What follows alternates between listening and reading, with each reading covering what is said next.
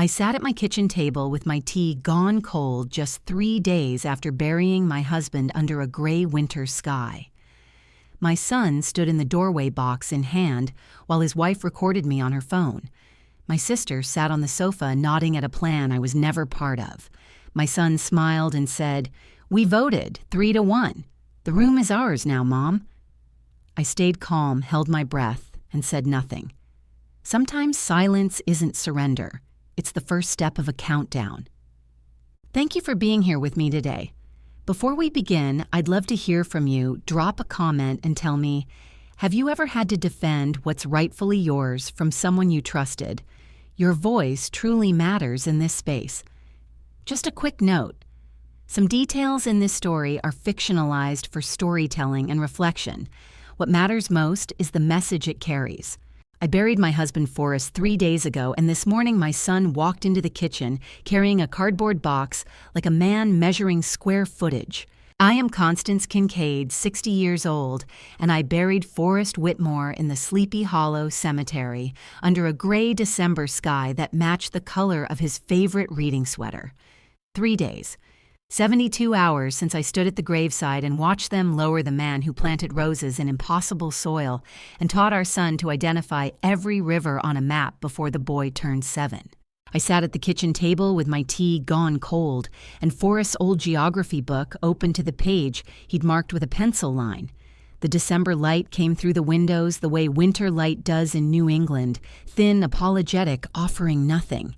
The funeral flowers still sat on the table in their vases, lilies beginning to brown at the edges, filling the room with that sweet rot smell that arrives when living things start their long goodbye. Julian stood in the doorway.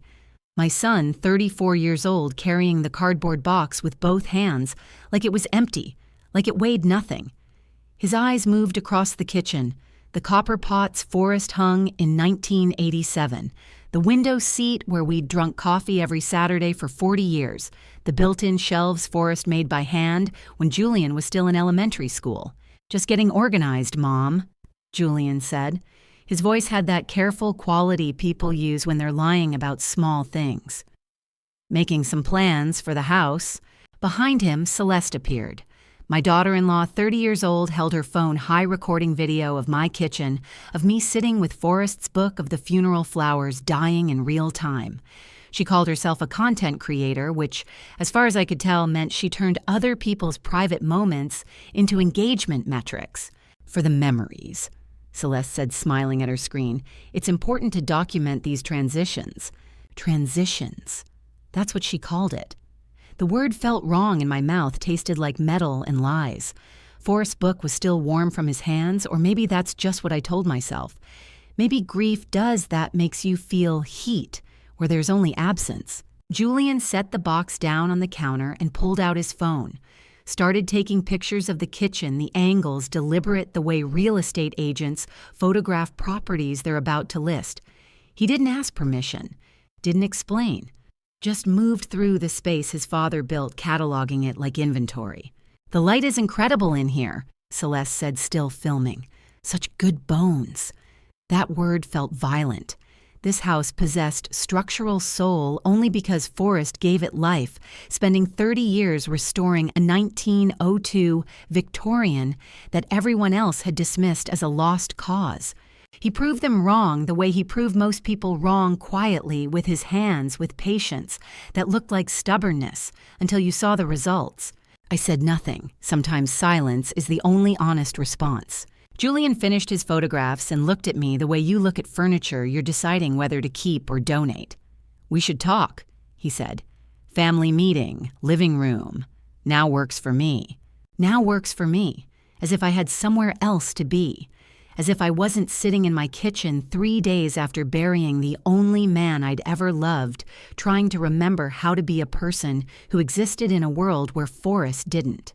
There are sounds a house makes when the person who loved it most is newly gone. The creak of floorboards under different weight, the silence where his voice should be, the way wind finds cracks he would have sealed before winter. This was not one of those sounds. This was the sound of strangers moving through a space they thought they owned, making plans they thought they had the right to make. I followed them to the living room. Forrest's armchair still bore the imprint of his figure, the depression in the cushion where he sat every evening reading until the light failed, then reading some more. Beatrice was already there. My younger sister, 58, perched on the sofa with her purse in her lap, like she was visiting someone else's house. Maybe she was. Julian placed a handwritten note on the coffee table. The paper was cream-colored expensive, the kind Celeste used for her brand collaborations. The handwriting was Julian's neat, controlled the penmanship of someone who measures everything. "We've made a family decision," Julian said. He didn't sit. Stood beside Forrest's chair without sitting in it, which I suppose deserves some credit for awareness, if not respect. 3 votes to 1. The reading room will serve us better as Celeste's studio. How long does it take for a family to stop pretending grief and start counting square footage? 3 days, apparently. 72 hours from grave to real estate negotiation. The reading room. Forrest's sanctuary. The pink studio, he called it, because of the moss-green paint that looked pink in certain evening light and because he had a sense of humor about the things he loved most. Floor-to-ceiling shelves he built himself. The globe that predated both world wars. The desk where he wrote letters in an age when nobody wrote letters anymore. Maps covering every wall, not decoration, but conversation partners, evidence of a man who believed geography was the study of how people decided where to belong. "It makes sense, Constance," Beatrice said. Her voice was gentle, which somehow made it worse. "The house is too big for one person." One person. That's what I was now. Not a widow, not a woman grieving. One person alone taking up too much space in a house that suddenly had value beyond the memories it held. "I see," I said. Only 2 words. Nothing more, nothing less.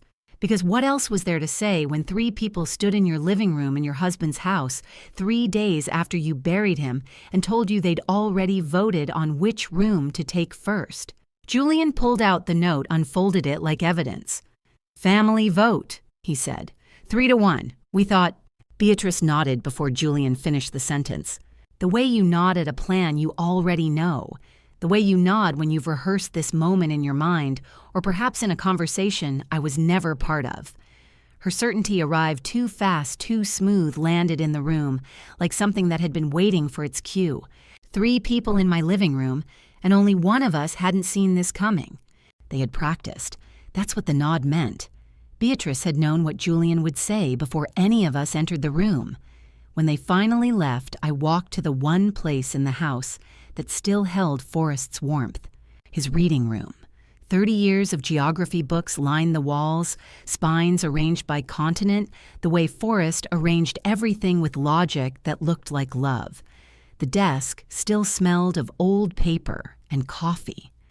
I stood in the doorway and breathed in the silence a room holds when the person who gave it purpose is newly gone. I didn't know what I was looking for. Maybe evidence. Maybe just a place where Julian's boxes and Celeste's camera hadn't reached yet. The desk was oak built by Forrest's grandfather in 1923. I opened the bottom right drawer, the one that stuck unless you knew to lift while pulling. Yellow envelope, legal size. My father's handwriting on the front in fountain pen ink gone brown. Kincaid property. Original deed. 1987. I hadn't thought about this envelope in years. It existed the way foundation documents exist, important, once filed away forgotten under the weight of living. I opened it. Warranty deed recorded October 12, 1987. The house at 847 Crescent Hill Road described in survey language and compass points. One name on the deed, Constance Margaret Kincaid. Not Whitmore. Not joint tenancy. Separate property transferred from my father's estate in 2003, but owned by me since 1987. 3 years before I met Forrest at the Historical Society meeting where he donated his grandfather's maps. I held the deed in both hands and understood Julian was voting on a house that had one name on the door, and it wasn't his father's. This house was mine before Forrest proposed in the rose garden he'd spent 6 months planting. Mine when we married in 1990.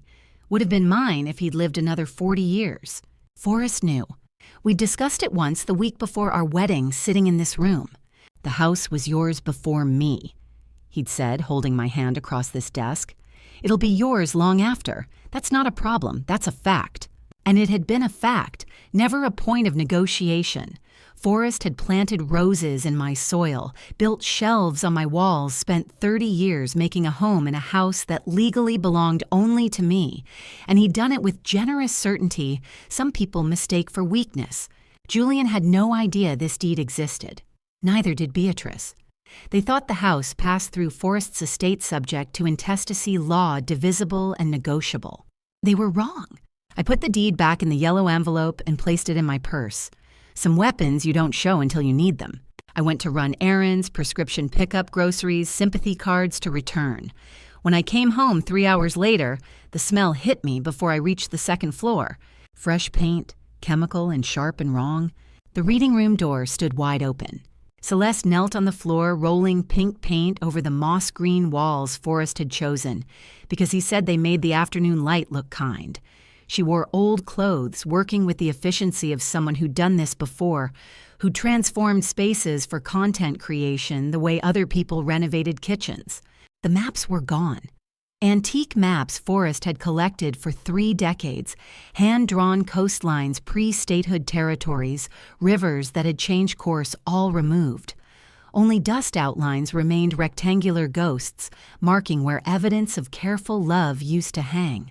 They had painted over 30 years of collecting the way you paint over water damage, as if the problem was the stain, not what caused it. Julian stood on a ladder installing a ring light. Professional-grade cold and white, designed to make everything look flawless on camera, which meant it made everything look like nothing in person. "Just getting the space ready, Mom," Julian said without looking down. "Celeste needs good north light for content." Forrest's books were gone.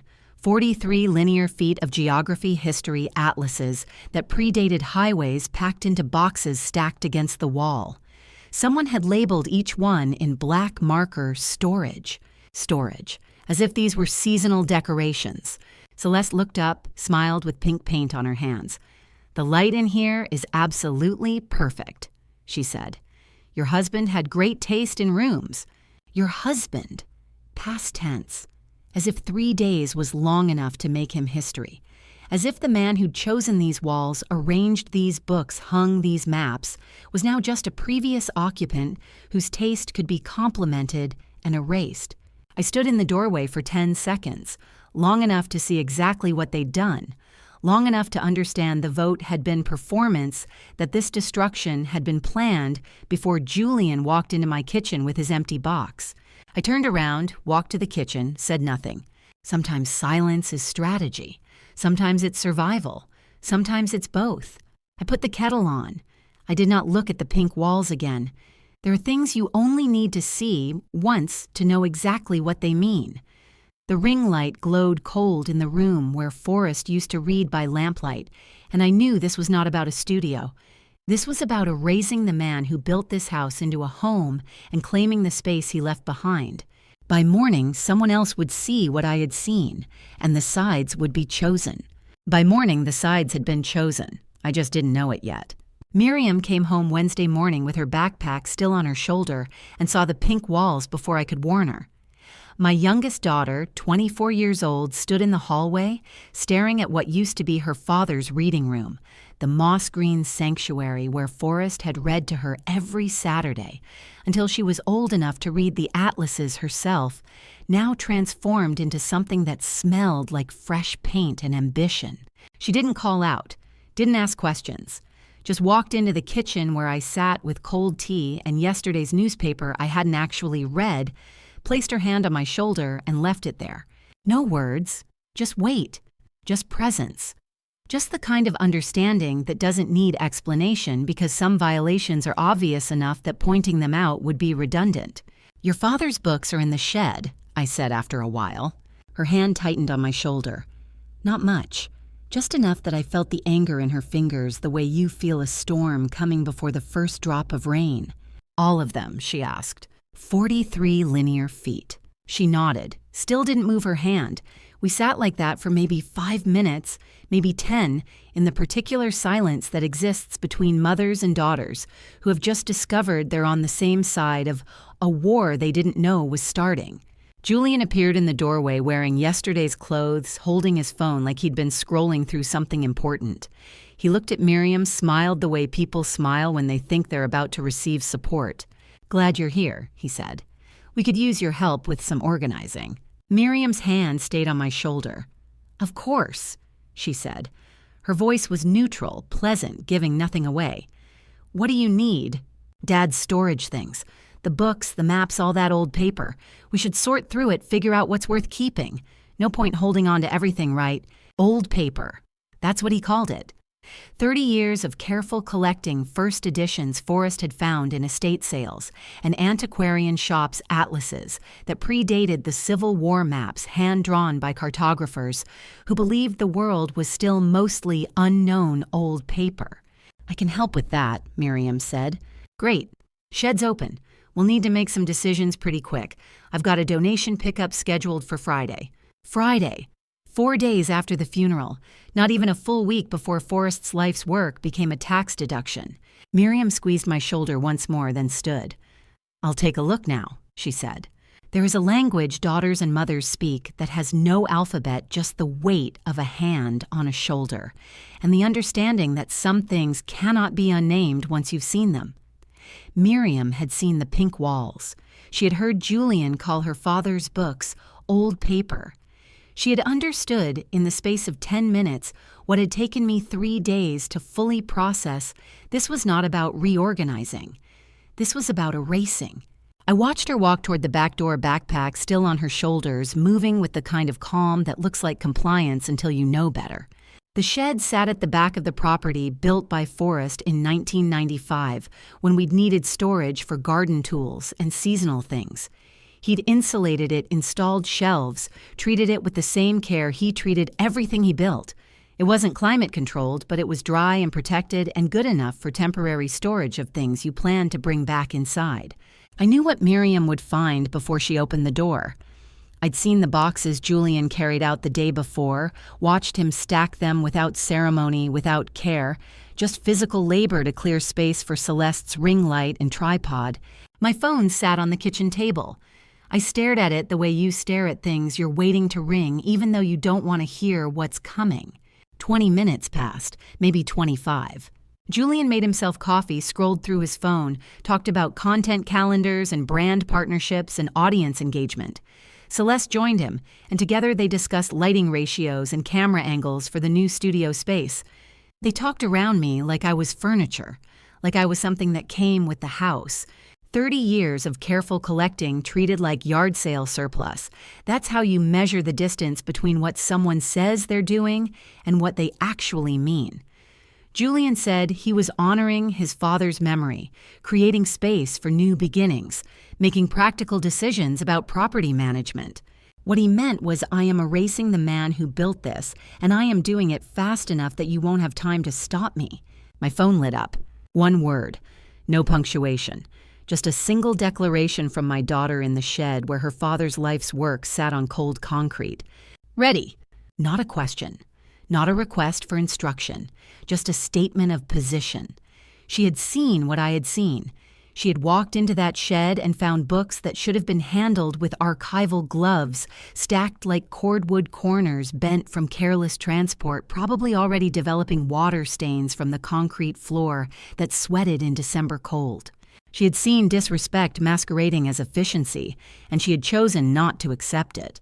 I looked at that single word on my phone, 5 letters, 1 syllable, entire volumes of meaning, compressed into the smallest possible declaration, and understood what I had hoped for since Beatrice nodded before Julian finished his sentence. I was not alone anymore. Julian was still talking about content strategy, oblivious to the fact that in the shed behind his father's house, his sister had just picked a side. Not loudly, not with confrontation or announcement, just with a one-word text that meant, I see what you're doing and I'm with her, and whatever comes next, you'll be dealing with both of us. I typed back one word, tonight. She sent a thumbs up, no words needed. By Thursday, the house would reveal what Julian really wanted, and it wasn't just a studio. That night, Miriam and I sat in the kitchen until past midnight, not planning exactly, just understanding together what we were looking at. By Thursday morning, I thought I knew the shape of what Julian wanted. I was wrong about the scale. Beatrice arrived early before the coffee finished brewing with a glossy bank brochure and the kind of smile people wear when they're about to help you with something you didn't ask for. She let herself in through the side door, the one Forrest never locked, because he said family shouldn't need keys, and found me at the kitchen table with toast I hadn't eaten and tea gone cold again. "You're up early," she said, kissing my cheek the way sisters do when they're performing sisterhood rather than feeling it. "Haven't been sleeping well," I said. "Of course not." She settled into the chair across from me, placed her purse on the table, pulled out the brochure. Heavy cardstock professional photography, the kind of materials banks produce when they're selling something expensive, disguised as helpful. "I brought you something. Julian mentioned you might need some guidance with estate matters." Estate matters. 5 days after the funeral, and my estate was already a matter that needed guidance. The brochure's cover showed a multi-generational family laughing in a living room that looked nothing like any living room real people actually inhabited. The headline read, "Estate Planning for Blended Families, Protecting What Matters Most." "I'm not a blended family," I said. "I'm a widow." Of course I just meant with Julian and Miriam, you know, making sure everyone's taken care of. She slid the brochure closer. "It's never too early to think about these things." Never too early. Forrest had been dead for 5 days. Julian appeared right on cue, wearing the earnest expression he'd perfected somewhere around age 12, when he wanted permission for something he knew I'd refuse. Celeste followed camera already in hand, documenting what she probably called authentic family moments. "Morning, Mom." Julian poured himself coffee-added cream with the precise movements of someone who'd rehearsed this scene. Beatrice mentioned she was stopping by. I thought it might be good timing we should talk about getting everything organized. "Organized," I repeated, "just making sure everything's in order. If something happened to you, we want to make sure the house stays in the family." He sat down, placed his coffee cup on the brochure like an anchor. "The bank has some really helpful programs." Beatrice nodded, reaching across to tap the brochure's cover. "It only makes sense to put everyone on equal footing, Constance. You know how complicated estates can get without proper planning." Equal footing. The phrase landed in the room like a stone in still water. "How thoughtful of you both." I said, "to worry about my estate 5 days after the funeral." Julian had the grace to look uncomfortable. Beatrice didn't. "We're not worried," Beatrice said. "We're being responsible. Forrest would want you protected."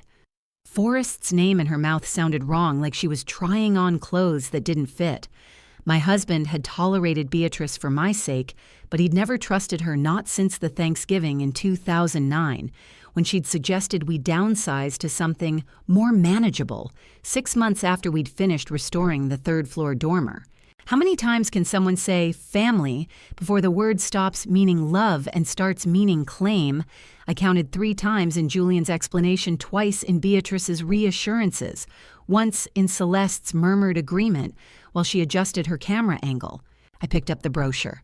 20 pages, glossy, full of smiling families and helpful charts showing asset distribution and trust structures. The kind of document designed to make complicated theft look like sensible planning. I flipped through slowly. Page 1, Understanding Your Estate. Page 2, Common Mistakes Widows Make. Page 3 had a pencil mark in the margin, faint but deliberate the way you mark a page you plan to return to. Joint tenancy conversion transfer, separate property to shared ownership for enhanced family security.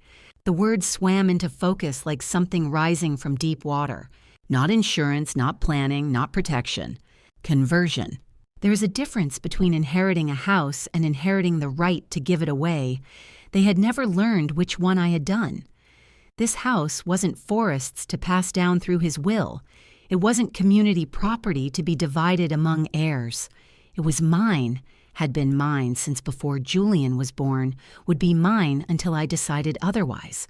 And they wanted me to convert it, to transform separate property, the kind that survives marriages and deaths and family votes, into joint tenancy, where Julian's name would appear beside mine on the deed with full ownership rights. 50% of a house worth $2.5 million handed over with a signature on bank documents, presented 5 days after my husband's funeral by my sister and my son over cold toast and coffee. The studio was never the target. It was just the opening move. The bank said it's just good practice for widows, Julian said, watching me read. Makes things simpler for everyone. Simpler. That word again, the one that means easier for you and harder for me. I folded the brochure, carefully creasing it along the existing folds, and slipped it into my sweater pocket. The pocket where the original deed already rested in its yellow envelope, the one with my father's handwriting, and one name in the ownership line. "I'll think about it," I said. Julian smiled. Beatrice relaxed. Celeste stopped filming. They thought "I'll think about it" meant maybe. They thought it meant I was considering their helpful suggestion, weighing their sensible advice, moving toward the reasonable decision of putting everyone on equal footing. They were wrong. Equal footing, Beatrice had said. I turned the phrase over in my mind the way you turn a stone to see what lies underneath it. Equal footing on a house with one name on a deed, 40 years old in a marriage that ended 5 days ago in a cemetery for a property that was mine before Julian drew his first breath. Equal footing between the woman who owned and the man who wanted to. By afternoon, I would discover just how long they'd been planning to take it. The answer arrived Thursday afternoon in the form of a forgotten tablet and a 10-year-old's carelessness.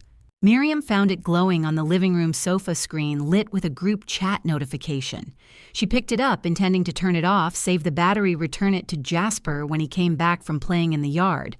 But the notification was still visible. Kincaid House, Julian. Can you bring the bank forms tomorrow? A house emoji. They had named their conspiracy after the house they were trying to take. She looked at me across the room where I sat with Forrest's geography book, the one I'd been holding for 3 days without actually reading. Our eyes met. She held up the tablet. "Mom," she said. "Just that. Just my name in a tone that meant, come see this." Jasper, my 10-year-old grandson, with Julian's dark eyes and none of his father's calculation, had left his tablet unlocked when he ran outside to play. Children that age don't think about privacy settings or password protection. They don't imagine adults might find things children weren't supposed to see. I crossed the room, looked at the screen Miriam tilted toward me. Group chat name, Kincaid House. Members, Julian, Celeste, Beatrice. Not me. Everyone who shared my last name or lived under my roof gathered in digital conspiracy. Everyone except the person whose name was actually on the deed.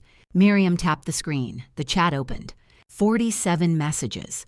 Some with photos, floor plans I recognized as my own house rooms, measured and labeled.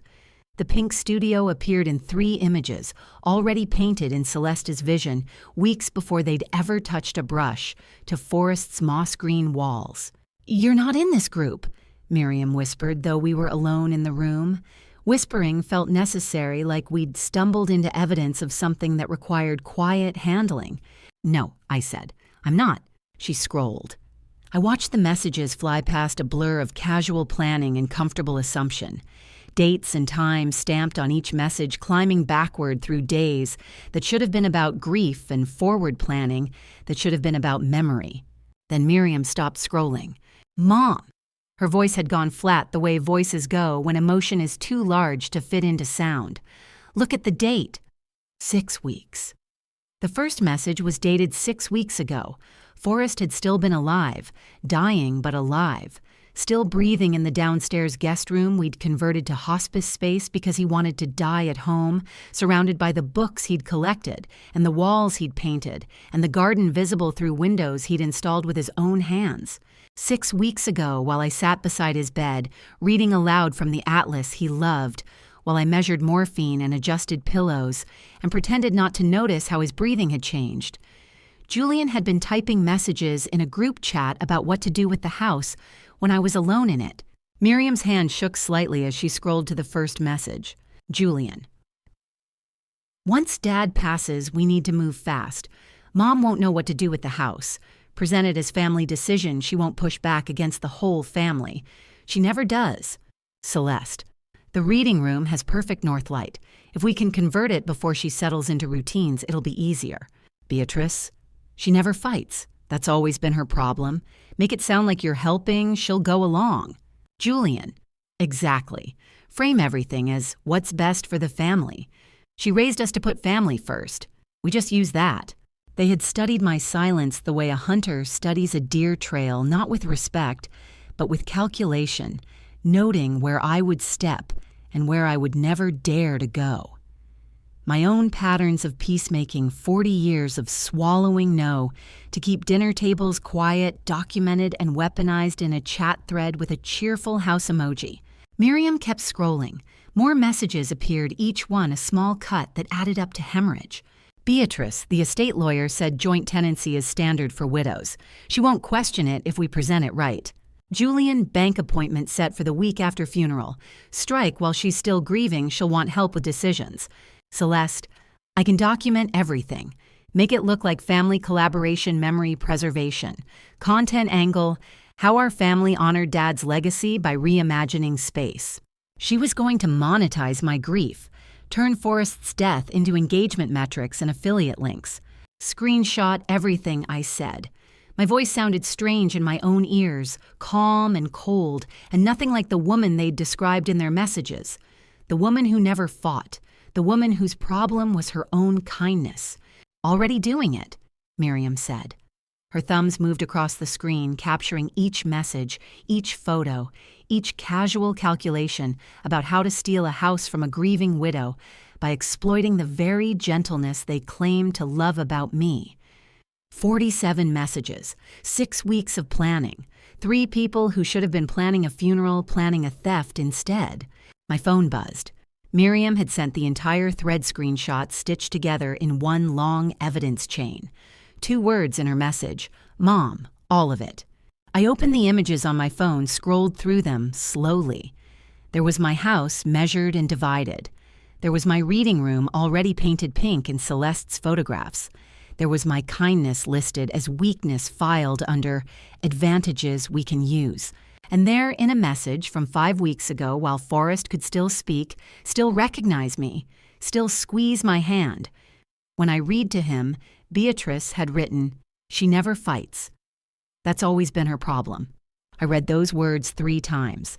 My own sister's assessment glowing on my phone screen in a chat I was never meant to see. 6 weeks they had spent counting on me to be exactly who I have always been, the peacekeeper, the one who swallows her own no to keep everyone comfortable. They had built their entire conspiracy on my kindness, and I was about to show them the difference between kindness and surrender. The difference between kindness and surrender is action.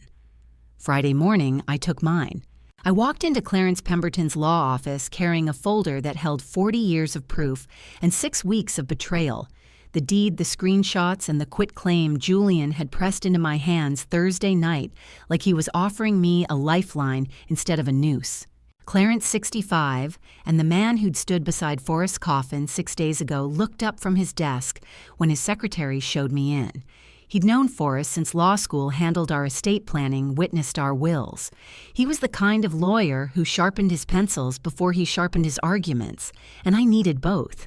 "I need help," I said. He gestured to the chair across from his mahogany desk. "Tell me."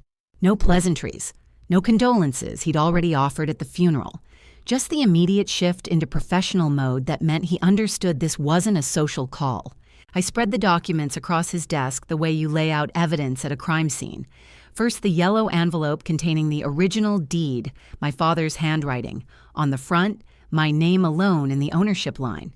Second, 47 pages of printed screenshots from the group chat, each message time-stamped and damning. Third, the quitclaim deed Julian had presented last night over dinner, explaining it was just paperwork to make things official. Clarence picked up his reading glasses, gold-rimmed expensive, the kind that suggested precision. He read the deed first, nodded once. Read the chat screenshots next, his expression unchanging except for a slight tightening around his eyes. When he reached Beatrice's message about me never fighting, he paused for 3 seconds before continuing. Finally, he lifted the quitclaim deed, studied it with the focus of a man looking for fractures in what appeared solid. "Your name and only your name is on the original deed," he asked. "Only mine. Separate property from my father's estate. Forrest never asked to be added. He said it was mine before him would be mine after." "And this quitclaim, when did Julian present it?" "Last night. Said it was just to formalize the family arrangement, make everything clean for the estate." Clarence set down the quitclaim and picked up a pen, started writing notes in handwriting so precise it looked typeset. "Did you sign it?" "No." "Good." He made another note. "The property value, last appraisal was $2.5 million. His pen stopped moving. He looked at me over the gold rims. "They're trying to acquire 50% ownership of a property worth that much by having you sign away your separate property rights 6 days after your husband's funeral." "Yes." "Based on a group chat that started while Forrest was dying." "Yes." Clarence worked like a surgeon, not with scalpels, but with statutes, turning my family's conspiracy into a list of civil and criminal violations as methodically as a man cataloging symptoms before diagnosis. He returned his attention to the quitclaim, this time focusing on the bottom of the page. The notary seal. "Vaughn Harlow Notary Public." He read aloud. Then he opened his laptop, typed the name into what looked like a state database. 10 seconds of silence. His expression shifted, not surprise exactly, but recognition. The look of someone finding the piece that makes the puzzle obvious. "I know that name," he said. "Let me confirm." More typing. A document appeared on screen. He leaned forward, reading, then turned the laptop so I could see. "State Notary Commission Disciplinary Actions. Vaughn Harlow's name in bold at the top of a report dated 18 months prior. Suspended for 14 months in 2019 for fraudulent document certification." Clarence read, "Any notarization performed by a suspended notary is void on its face under state law. This quitclaim deed, even if you'd signed it, would be legally worthless." I stared at the screen. Vaughn Harlow. Beatrice's nephew, the one she'd mentioned, was so helpful with paperwork when I'd needed documents notarized last year. Family favor, she'd called it. "They built their conspiracy on fraud," I said, "and a nephew with a suspended license." "They built it on assumption you wouldn't check," Clarence corrected. "Most people don't verify notary credentials. But this," he tapped the screen, "this makes the entire quitclaim invalid regardless of signature or intent." Forrest had always said Clarence was the kind of man who sharpened his pencil before he sharpened his tongue. I finally understood what he meant. Every word precise, every observation a weapon being carefully loaded. Clarence closed his laptop and looked at me through those gold-rimmed glasses with an expression I couldn't quite read. Professional assessment mixed with something else, something that looked like preparation. "Constance," he said, using my full name the way he did when something mattered. "There's something Forrest left with me. I need to show you."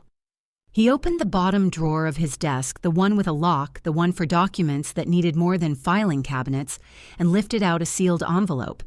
Legal size, cream-colored, slightly yellowed at the edges, the way paper yellows when it's been waiting. Forrest's handwriting on the front. 3 days in the ground, and his careful script was still giving me instructions. The label read, "To be opened only if Constance needs it most." Clarence slid it across the desk, the paper whispering against wood. "He gave this to me 18 months ago. Made me promise I'd know when you needed it." He met my eyes. "I think now qualifies." 18 months, before the cancer diagnosis, before hospice, before the group chat started documenting how to steal my house while I was too grief-stricken to fight back. Forrest had known. Somehow, 18 months ago, while he was still healthy and whole, he had known I would need this. The question was, what had he seen that I had missed? What had my husband understood about our son that I had refused to acknowledge? I held the envelope in both hands, feeling the weight of paper and foresight and love that transcends death. Inside was the weapon Forrest had built before he even understood the shape of the war. I opened the envelope with hands that had not trembled since I stood beside Forrest's coffin, but they trembled now not from fear, but from the sudden understanding that the man I buried 6 days ago was still protecting me. The seal broke with a whisper. Inside, 2 pages. The first was handwritten in Forrest's careful script, the penmanship steady and clear, in a way that meant he'd written this before the cancer made his hands shake. The second was a legal document, typed and notarized, bearing the seal of the district court. I unfolded the letter first, recognized immediately the fountain pen he used only for important things, the one his grandfather had carried through World War II, the one that signed our marriage certificate and both our wills. The letter began, "If you're reading this, someone is trying to take what was always yours." My breath caught. Clarence said nothing, just folded his hands on the desk and waited. I kept reading. "The house was yours before me and will be yours long after. I never asked to be on the deed because some things should stay exactly where they belong.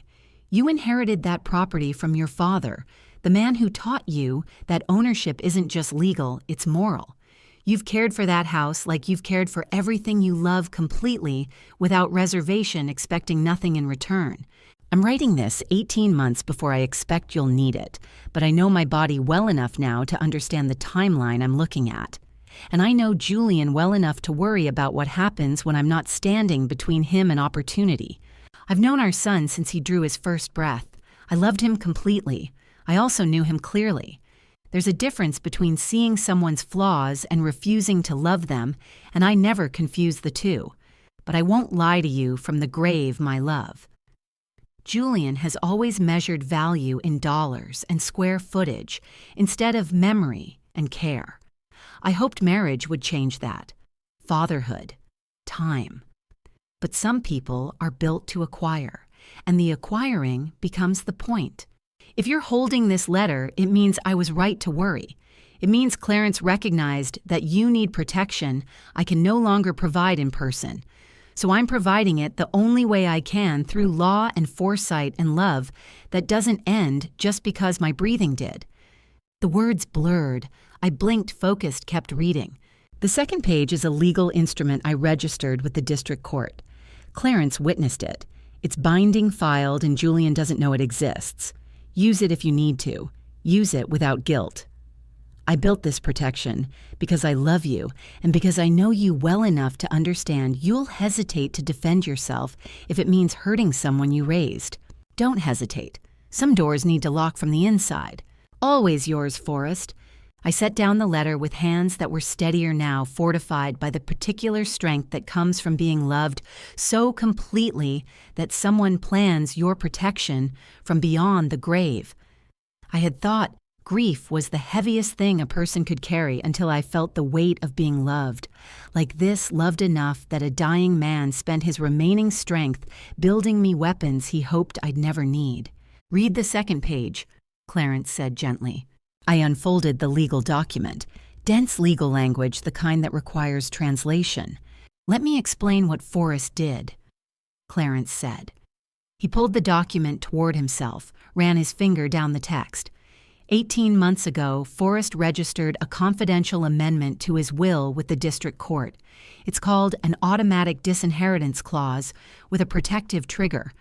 In English, any heir, specifically Julian, though the language covers all potential beneficiaries who attempts financial coercion, fraud, or undue influence against you, automatically forfeits all inheritance rights from Forrest's estate.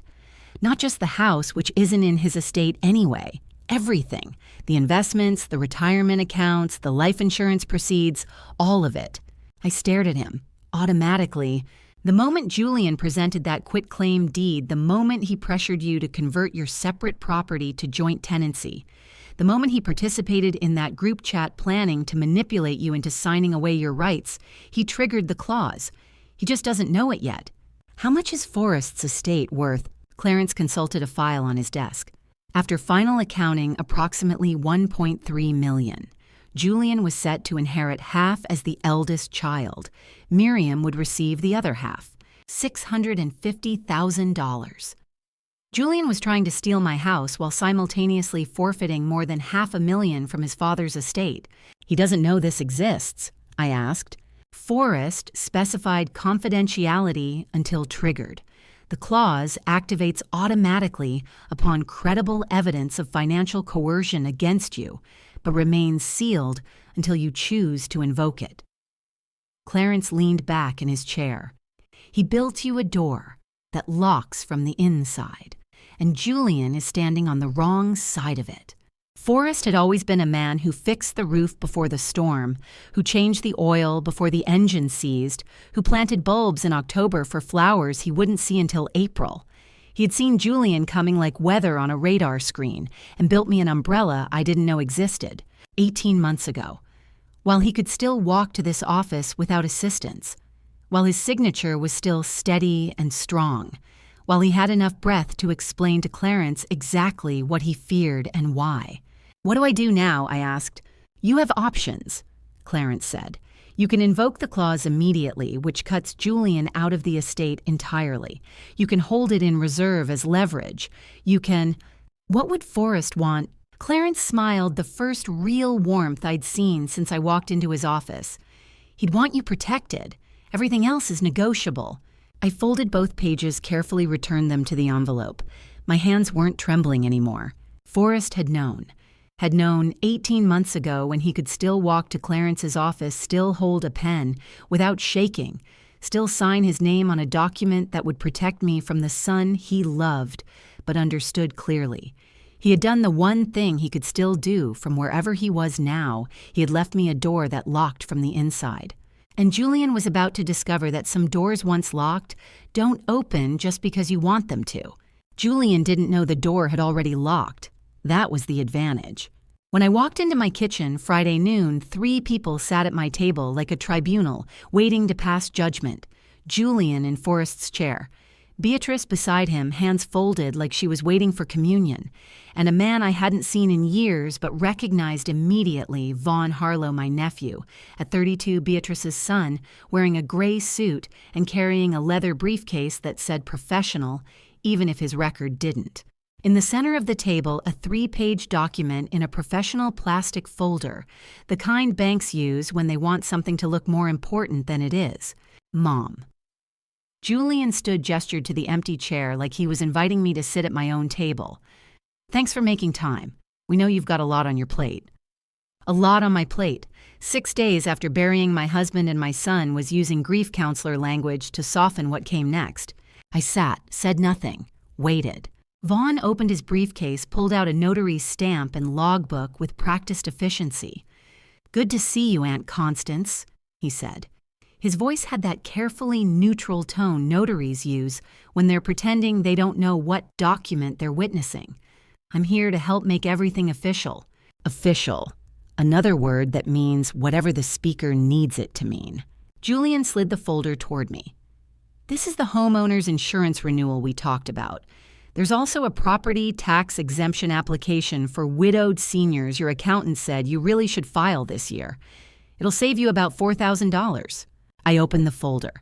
Page 1 looked exactly like what he'd described: Pacific Home Insurance letterhead policy number, coverage amounts for a house appraised at its current value. Standard renewal language about premiums and deductibles. Page 2 was different. Header in bold: quitclaim deed transfer of 50% interest in real property. They had wrapped theft in sympathy for a grieving widow, buried it between insurance paperwork and tax forms like a landmine under snow. I read every word on page 2. The legal description of my property. The current ownership line, Constance Margaret Kincaid, as her sole and separate property. The proposed new ownership, Constance Margaret Kincaid and Julian Thomas Kincaid as joint tenants with right of survivorship. Page 3, more insurance language about liability coverage, as if pages 1 and 3 could make page 2 disappear through camouflage. "It's all standard paperwork," Vaughn said, tapping his notary stamp against the table with a soft rhythm. "I'll notarize everything right here to make it official." There it was again. Official. As if a suspended notary could make anything official except his own incompetence. "Take your time reading," Beatrice said, her voice gentle in a way that felt like a hand on the back of your neck. "We know it's complicated. There is a particular kind of fury that comes from watching people use your husband's death as leverage. It burns cold, not hot, and it makes your hands very, very steady." I set down the folder, looked at Julian. "This is a quitclaim deed. It's just paperwork, Mom, making things cleaner for estate purposes. A quitclaim that transfers 50% of my property to you, to keep it in the family if something happens to you. You don't want the house going through probate, trust me. This protects everyone. Protects everyone, he meant protects him. I picked up the pen Vaughn had placed beside the folder. Black ballpoint the cheap kind notaries give away because they order them in bulk. I held it in my right hand the way I'd signed every document for 60 years. Driver's licenses, marriage certificate, mortgage papers, Forrest's death certificate 6 days ago with my name in the surviving spouse line. Then I did what Clarence and I had discussed in his office 2 hours earlier. I switched the pen to my left hand. The movement was subtle enough that I don't think they noticed. Just a small shift mid-reach, adjusting my grip, finding a different angle. My left hand felt wrong, holding a pen, clumsy, uncertain, the way it feels when you try to write with your non-dominant hand and your brain rebels against the awkwardness. Clarence had taught me that morning there is more than one way to render a document worthless. You can refuse to sign it, or you can sign it in a way that makes it legally meaningless while letting them think they've won. Let me read it carefully first. I said buying time, letting them think I was being cautious instead of strategic. I read page 2 again slower this time. Let them see me hesitate. Let them think I was considering compliance instead of planning sabotage. Then I signed. Constance M. Kincaid, in shaky, left-handed letters that looked nothing like my real signature. The C wobbled. The M tilted wrong. The K looked like it was written by someone who'd forgotten how to form the letter and was guessing from memory. It wouldn't match my signature on the original deed, wouldn't match my driver's license, my passport, my bank accounts, or any legal document I'd signed in 40 years. Any handwriting expert would testify in 10 seconds that this signature and my real signature came from different hands. Literally. Julian took the document smiling. Thank you for being so reasonable about this, Mom. I know change is hard. Thank you for thinking of me, I said. Watched him examine the signature without seeing it. Watched him slide the folder toward Vaughn. Vaughn opened his logbook, recorded the notarization with the suspended license he didn't know Clarence had already documented. Stamped the page with a seal that carried as much legal weight as a grocery store receipt. All set, Vaughn said. This'll be filed with the county recorder Monday morning. Morning. They were going to try to file a fraudulent quitclaim notarized by a suspended notary and signed with the wrong hand by a woman who owned the property outright and had no legal obligation to share it with anyone. I stood. I should start lunch. They left through the front door, Julian carrying the plastic folder like it contained treasure instead of evidence of conspiracy, fraud, and elder financial abuse. I signed it. Just not the way they expected. The signature wouldn't match a single document in my bank records, my driver's license, my passport, or any legal filing in 40 years. Vaughn had stamped his suspended notary seal beside my left-handed forgery of my own name, and Julian smiled like a man who had just closed a deal. There is more than one way to render a document worthless. By afternoon, they would receive documents they couldn't throw away, served by a man in a gray suit who didn't care what they thought was nothing. The real legal papers arrived 3 hours after the fake ones left. Friday afternoon, the doorbell rang and I watched from the kitchen doorway as a man in a gray suit with a clipboard asked for Julian Thomas Kincaid, Celeste Margot Winters, and Beatrice Opal Kincaid by their full legal names the way you ask when you're serving papers that cannot be ignored. Gerald Ashford. The process server Clarence had hired stood on my porch with 3 white envelopes bearing the district court seal. Professional, efficient, the kind of man who delivers bad news for a living and never takes it personally. Julian Thomas Kincaid, he asked when Julian appeared at the door. That's me. Gerald handed him the first envelope. You've been served. Celeste Margot Winters. Celeste stepped forward from the living room, camera in hand, like she was documenting even this. Present. Second envelope. Beatrice Opal Kincaid. Beatrice emerged from the kitchen, face already arranging itself into an expression I knew well, the one that said, "Whatever this is, it's nothing to worry about." "Right here," she said. Third envelope. Gerald made notes on his clipboard, checked his watch. "Service is complete. Have a good evening." He left. The door closed. 3 people stood in my living room holding legal documents they hadn't expected. Julian tore his envelope open first, pulled out 2 pages of legal letterhead, Clarence Pemberton's law firm, printed in raised letters at the top. I watched his eyes scan the first page land on the header in bold. Notice to quit 30 days. He laughed. Actually laughed like someone had just told a joke at his expense that he found more absurd than insulting. "What is it?" Beatrice asked, opening her own envelope with more care, like maybe gentle handling would change the contents. "Eviction notice," Julian said, flipping to the second page. "Mom's lawyer is trying to evict us, all 3 of us. 30 days to vacate the premises." Celeste read hers in silence, lips moving slightly the way people read when they're trying to understand legal language that keeps using words like whereas and heretofore. "Can she do this?" Celeste asked. Julian wadded up both pages, walked to the kitchen trash can, and threw them in. The sound of paper hitting the plastic liner was soft, dismissive, the sound of someone deciding something doesn't matter. "No," he said. "She can't. This is her lawyer grandstanding because she's upset about the studio. It's an intimidation tactic. It means nothing." Beatrice looked at her notice, looked at me, standing in the doorway, looked back at Julian. "Are you sure? We just signed the quitclaim 2 hours ago. The house is half mine now. You can't evict a co-owner." He pulled out his phone, already typing. "I'll have our lawyer look at this Monday, but trust me, this is noise." Celeste folded her notice, carefully placed it on the kitchen counter. Beatrice did the same with hers. But Julian's was already in the trash, crumpled beside coffee grounds and yesterday's newspaper. "This means nothing," he said again, the way people say things twice when they're trying to convince themselves. And he dropped the subject entirely exactly what a man says right before everything means something. I said nothing.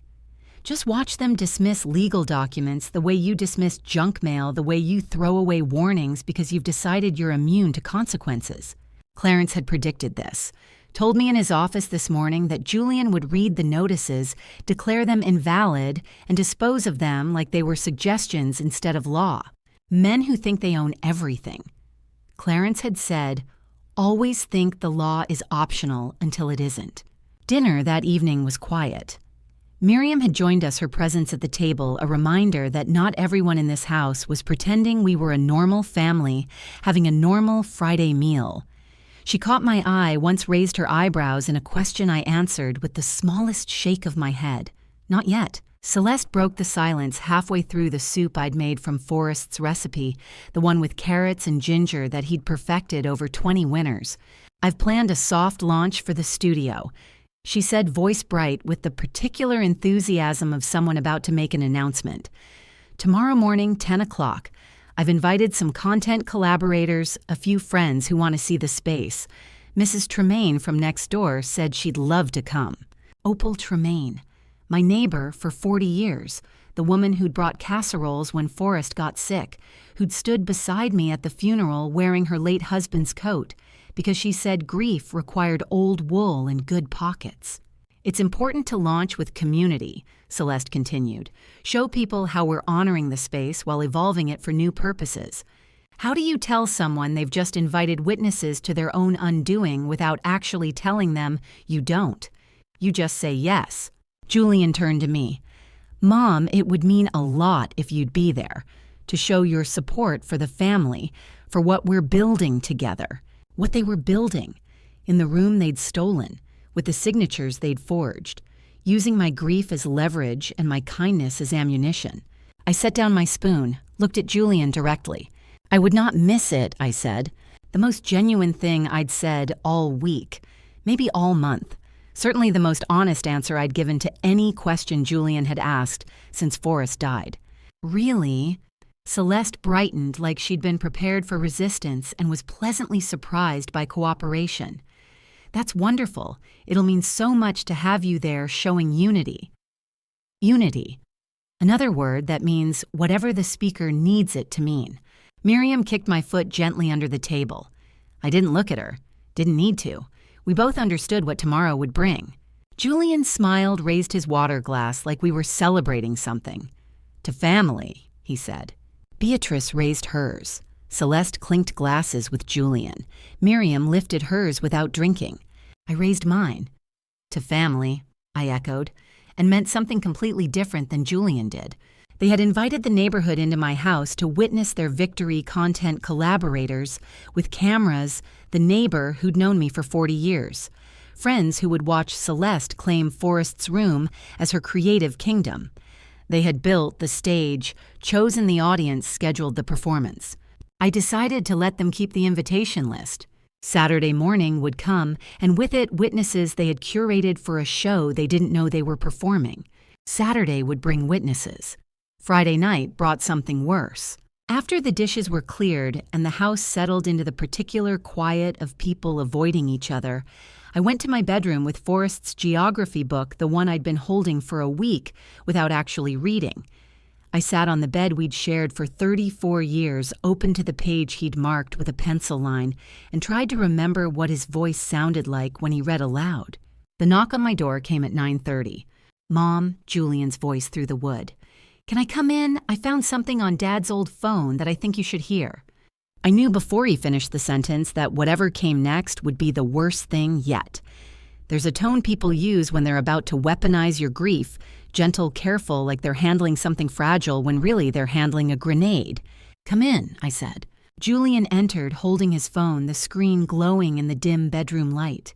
He sat on the edge of the bed without asking the way he used to sit when he was 10, and wanted to confess something before the guilt ate him alive. But he wasn't 10 anymore, and confession wasn't what he'd come to offer. "I was going through Dad's old phone," he said, held up his device like it was evidence of something precious. "His voicemail's old recordings, and I found this. I thought you should hear it before tomorrow, before the party." He tapped the screen. A recording started playing. Forrest's voice filled my bedroom. Not a memory, not an echo. His actual voice, that particular timbre that had narrated 40 years of my life, reading specifications for the rose garden and grocery lists and bedtime stories to children who are now adults planning to steal my house. "Julian," the voice said. Forrest's voice. Unmistakable. "I want you to have this house. When I'm gone, take care of your mother, but make it yours. Build your life here. It's what I want." The recording stopped. Silence pressed against my ears like water. Julian watched me with an expression I'd seen before, the one he wore when he wanted something and thought emotion would get it for him faster than asking. "Dad wanted me to have it," Julian said softly. "He told me. I just wanted you to know that what we're doing, the studio, the arrangements, it's what he would have wanted." I couldn't speak. Not because I was overcome with emotion at hearing my dead husband's voice 3 days after I buried him, but because I was trying to hold together the rage that wanted to crack my ribs open from the inside. There's a particular kind of grief that comes from hearing your dead husband's voice in your bedroom 6 days after you buried him, and a particular kind of fury when you realize someone made him say words he never would have spoken. "Could you play it again?" I asked. My voice came out steady, calm, giving nothing away. Julian's face brightened slightly. He thought I was moved, thought I was softening. He tapped his phone again. The recording played. I listened differently this time. Not to the voice itself, which was achingly impossibly accurate, probably pulled from funeral videos or old recordings I'd made myself, but to the words, the phrasing, the way sentences were constructed. "Julian, I want you to have this house. When I'm gone, take care of your mother, but make it yours. Build your life here. It's what I want." There, the second word. "Julian." The voice said Julian, twice in 15 seconds. Forrest had never called him that. Not once in 34 years. Not when he was born and the nurses asked what name to put on the birth certificate. Not when he taught him to ride a bike or helped him with college applications or toasted him at his wedding. Not even when they fought the terrible argument 3 years ago about money Julian borrowed and never returned. Forrest had called him son through gritted teeth. Always son. In every conversation. Every letter I'd saved in the attic. Every voicemail I'd kept on my phone and replayed in the days after he died just to hear him say words like, "I'm at the hardware store," and "Don't forget we have dinner at 7. Son, never Julian. Julian, The voice said Julian, twice. Forrest had never not, in 34 years, not once, not even angry, called him anything but son. I understood in that moment what I was listening to. Not a recovered recording. Not something Forrest had said and forgotten to tell me about. This was artificial intelligence trained on funeral videos and old recordings generating speech that sounded like Forrest but came from an algorithm instead of a throat. Julian had used his dead father's voice to try to manipulate his widow into surrendering her home. "Thank you for sharing this with me, Julian," I said, handed him back his phone without letting my fingers touch his. "Good night." He blinked. "That's it?" "That's it. Doesn't it change how you feel about tomorrow, about the studio?" "No," I said. "It doesn't change anything about tomorrow." That was true. Tomorrow would unfold exactly as planned. If anything, this made tomorrow more necessary. Julian stood confused, but trying not to show it. "Okay, well, I just thought you'd want to know what Dad said, what he wanted." "Good night, Julian," I repeated. He left. The door closed. I sat in the bed I'd shared with Forrest and listened to the silence where his real voice used to be. Forrest never called him Julian, not once in 34 years. He called him son, always son, in every conversation, every letter, every voicemail I'd saved and replayed after the funeral when I couldn't remember what ordinary sounded like. Whatever was in that recording, whatever voice Julian had generated from funeral videos or old recordings, had never spent a day in my husband's chest. And Julian had just used his dead father's forged voice to try to take his widow's home. That was the moment I stopped measuring my response by what was kind and started measuring it by what was deserved. Kindness was no longer the measure. Evidence was. After Julian left my bedroom with his forged recording, I lay in darkness counting the ways my son had violated his father's memory. The AI voice, the conspiracy chat, the quitclaim disguised as insurance, each one a small theft that added up to something larger than property, the theft of who Forrest had been reduced to data points an algorithm could mimic. At midnight, I rose and went to the backyard shed alone with a flashlight, because I needed to touch something Forrest had actually loved, not a voice generated by software, but paper he had held and annotated in his own careful hand. The December air bit cold across the yard. Grass crunched under my feet, frost beginning to form in patches where moonlight couldn't reach. The shed sat at the far edge of the property built by Forrest in 1995, when we'd needed storage for things that didn't belong in the house but weren't ready to be discarded. I opened the door. The smell hit first damp earth and mildew, the particular rot that happens when organic things sit in cold moisture. My flashlight beam cut through darkness, landed on cardboard boxes stacked without care, without thought, piled like someone had been told to clear a room fast and chose speed over preservation. Forrest's books. 43 linear feet of geography history atlases that predated the interstate highway system, all of it crammed into boxes that hadn't been sealed, properly stacked on a concrete floor that sweated condensation in winter.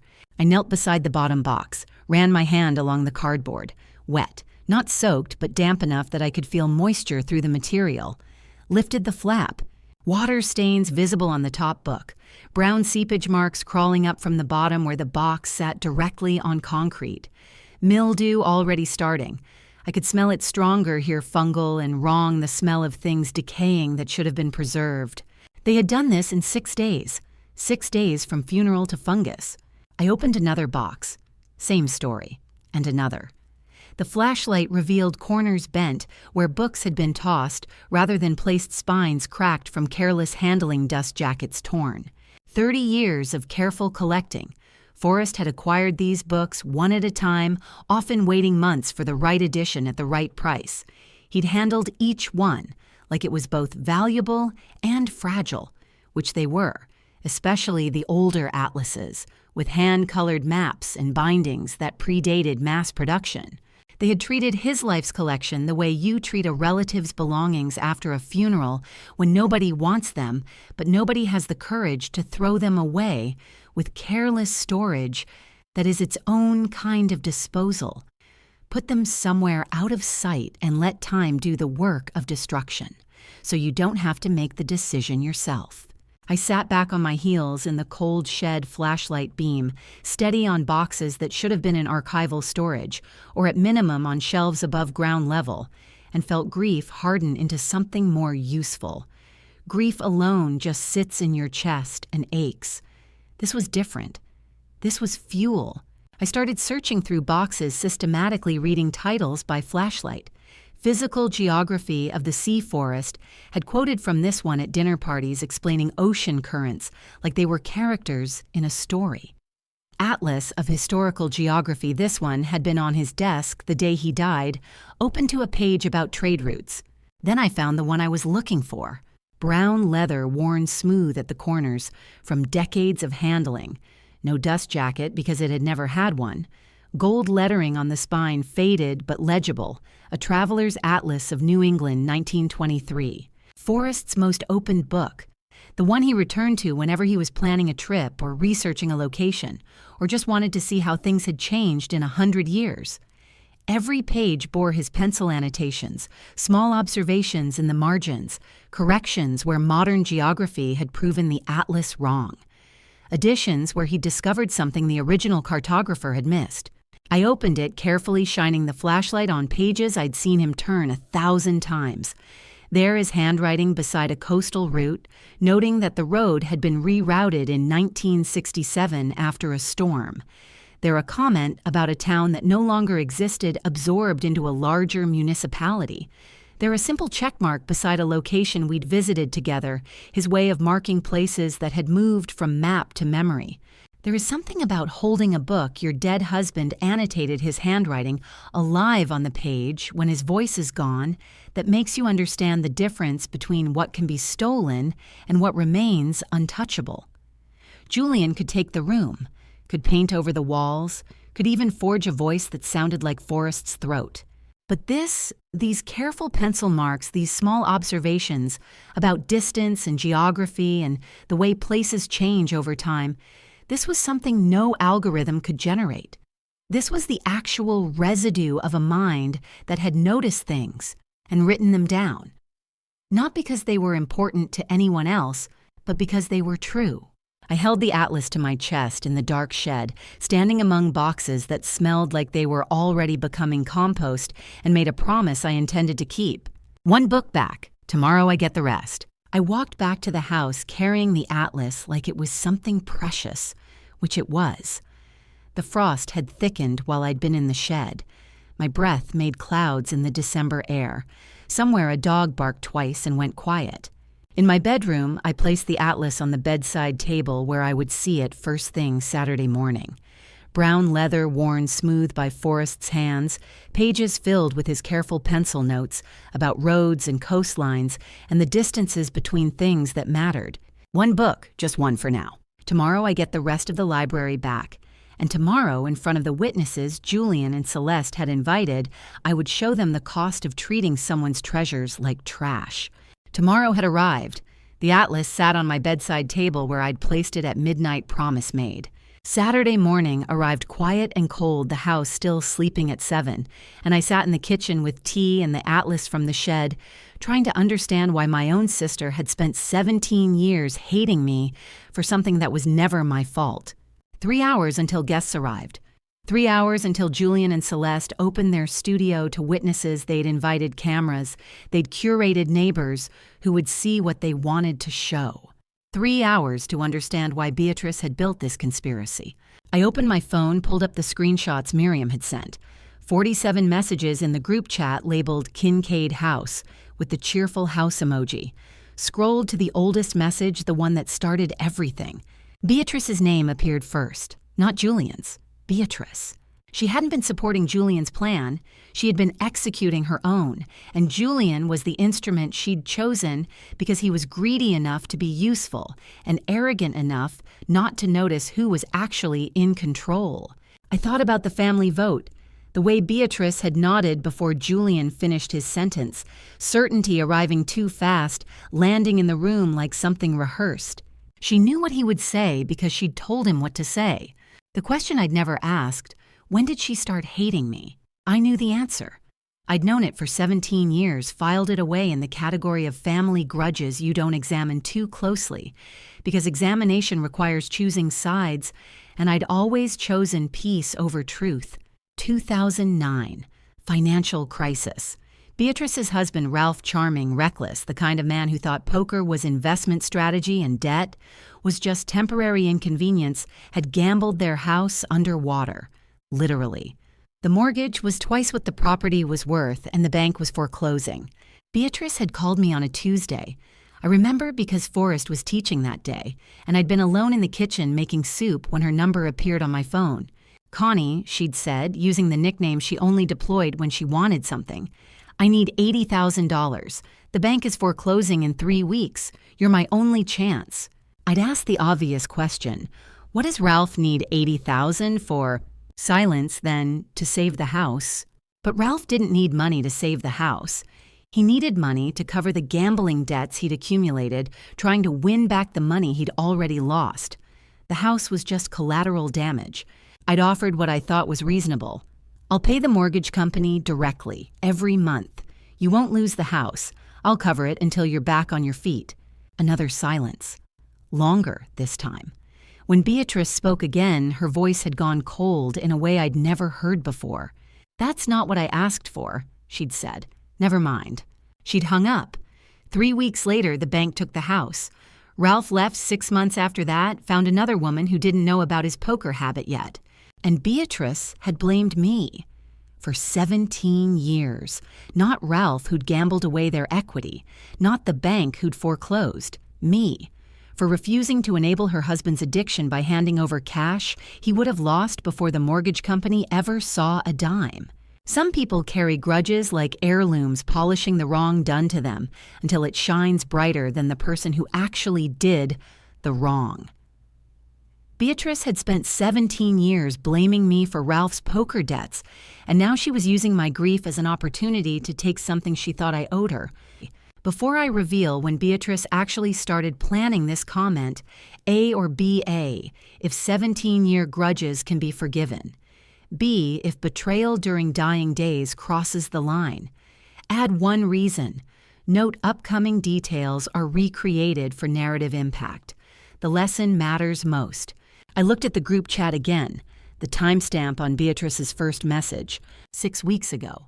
I pulled up my calendar, counted backward from today. Forrest's funeral was 6 days ago. 6 weeks before that put us in early November. Early November, when Forrest was still alive. Not healthy, not walking, but alive. Upstairs in the bedroom, we'd converted to hospice space, struggling to breathe morphine on a schedule I'd memorized visits from the hospice nurse 3 times a week. Alive. Beatrice had started this group chat, begun planning how to take my house, while my husband was dying upstairs, and I was sitting beside his bed, counting his breaths, and pretending I couldn't hear the death rattle starting in his lungs. 6 weeks ago. Forrest had been alive. Upstairs in the bedroom we'd shared for 30 years in the hospice bed, struggling to breathe, and Beatrice was downstairs, or maybe at her apartment, or maybe at Julian's house, typing messages about property transfer and studio conversion, and how she never fights, that's her problem. Not after the funeral, not even after his death. While he was dying, she was planning. I set down my phone. My tea had gone cold. The kitchen was still dark dawn, just starting to gray the windows. In 3 hours, people would arrive. Cameras would roll, Julian would smile, and Celeste would demonstrate her content creation setup, and Beatrice would stand beside them wearing the expression of someone who thinks she's gotten away with something. And I would show them all exactly what they'd done when they'd done it and what it cost. In 2 hours, witnesses would arrive, and they would see exactly what kind of family I had. I set down my phone. The kitchen was still gray with early morning light 2 hours before guests would arrive. Understanding what Beatrice had done when she'd done it changed something in me. I went upstairs to the bedroom and opened the closet to the dark blue blazer Forrest used to call my serious clothes, the one I wore when teaching students about revolutions and the moments that changed everything, and I put it on like armor. The fabric felt different than the soft sweaters I'd been wearing all week, the black dress from the funeral, the shapeless comfort clothes you wear when you're trying to disappear into grief. This was structured, purposeful. The blazer of a woman who stood in front of classrooms and explained how power shifts, how injustice corrects itself, how sometimes the only response to tyranny is organized resistance. I buttoned it carefully, straightened the collar, looked at myself in the mirror. There, that was the woman who could do this. Not the widow who'd sat in shock while her son measured square footage 3 days after the funeral. Not the mother who'd been too kind to recognize conspiracy when it was being planned at her own kitchen table. This was the woman I'd been for 40 years before Forrest died, the one who knew that history doesn't record the people who stayed silent when staying silent was easier. I looked like myself again. Not the grieving widow Julian thought he could manipulate. The history teacher who'd spent 3 decades explaining to teenagers that the powerful only stay powerful as long as the powerless cooperate. Forrest had loved this blazer, said it made me look like I was about to overthrow something. Today I was. I made coffee. Real coffee, not the instant I'd been drinking all week because grief makes you forget how to do normal things like measure grounds and wait for machines to work. The smell filled the kitchen, rich, almost bitter, the smell of Saturday mornings when Forrest was alive, and we'd sit at this table reading the newspaper and planning nothing more complicated than which garden bed to work on that afternoon. There are clothes you wear to teach, and clothes you wear to grieve, and clothes you wear to go to war. I had worn all 3 this week, and the blazer was the one that reminded me which woman I actually was. At 9:30, I heard Miriam's key in the lock. She came into the kitchen, stopped when she saw me. "Mom," she said. Just that. Just my name with a question underneath it. "I'm ready," I said. She looked at the kitchen table.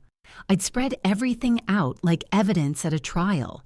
The brown leather folder Forrest used to use for maps, I'd repurposed it this morning for documents that would redraw different boundaries. Inside the original deed from 1987, all 47 screenshots from the group chat, printed and organized by date, the fraudulent quitclaim with Vaughn's suspended notary seal, the record of Vaughn's license suspension, Forrest's confidential will amendment with Clarence's witness signature. Everything. "Are you nervous?" Miriam asked. "No," I said, and I wasn't. For the first time all week, I felt completely certain. I'm ready. For the first time this week, I'm completely ready. Miriam sat down across from me, looked at the documents spread across the table like battle plans. "Dad would have loved watching you do this." I smiled. First real smile since the funeral. Maybe the first smile since Forrest went into hospice, and I understood we were counting days instead of months. "He planned most of it," I said. "I'm just finishing what he started. The confidential will amendment. The careful separation of property that meant Julian could never claim the house, even through estate law. The envelope with instructions to Clarence about when to reveal it. Forrest had seen this coming 18 months ago and built me weapons I didn't know I'd need. I had thought this week was about losing Forrest until I understood it was about discovering what he left behind, not just a house or a will or evidence, but the certainty that I had been loved completely enough that he planned my protection before he even knew the shape of the threat. "What time did Celeste say?" Miriam asked. 10 o'clock. Miriam checked her phone. 20 minutes. I gathered the documents, carefully placed them back in the folder in order. Deed on top, that would be first. Then the group chat screenshots. Then the quitclaim with its fraudulent notarization. Then Forrest's amendment, the weapon I'd only use if necessary, the one that would cost Julian everything if he didn't back down. We sat in the kitchen in silence. Not the uncomfortable silence of people avoiding difficult subjects, but the quiet of 2 people who understand exactly what's about to happen and have nothing left to say about it. The coffee maker clicked off. Outside, a car drove past without stopping. Somewhere a dog barked twice. Miriam looked at me across the table. 10 minutes, she said. "Then let's turn off the light and wait," I said. We stood. I picked up the folder. Miriam followed me to the living room where Forrest's armchair still held the shape of him, where the coffee table would become the stage for documents that would end this conspiracy. I placed the folder on the table, centered it carefully. Miriam turned off the kitchen light behind us. The house knew.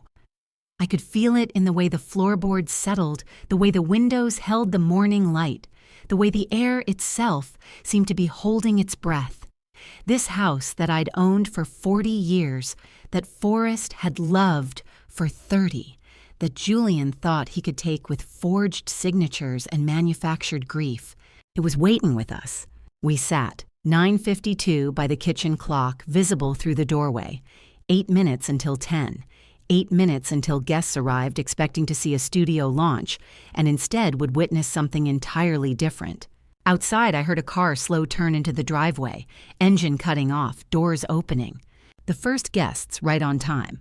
The house was quiet the way houses get before something important happens, the way the air feels before a storm breaks, when everything is still holding its breath, and nothing has moved yet, but you absolutely know that everything is about to change. The storm broke at exactly 10 o'clock. They arrived in a cloud of expensive perfume and creative ambition exactly on time. Celeste's collaborators, 3 young professionals carrying equipment cases, and the particular confidence of people who document other people's lives for engagement metrics. I watched from the second-floor landing as they streamed into my house. Rebecca Calloway, 31, videographer with camera equipment that cost more than Forrest's first car, moving with the nervous enthusiasm of someone filming authentic vintage estate content. Maya Torres, 28, audio engineer, wearing headphones around her neck, like a uniform already assessing the room's acoustics. Elena Vasquez, 35, content strategist with a clipboard and the expression of someone calculating engagement potential in every antique chair. Celeste directed them like a general deploying troops. Living room setup, we want natural light but professional edge. Maya mic'd the space. Rebecca get establishing shots before people arrive. People. As if this were a party instead of a crime scene being documented in real time. I descended the stairs slowly. Let them see me. Let them wonder why the widow wore a blazer instead of grief. Beatrice stood in the entrance hall holding Jasper's hand. She wasn't supposed to be there. Had texted last night about a scheduling conflict, apologized for missing the event. But there she stood because some people cannot stay away from the consequences they created.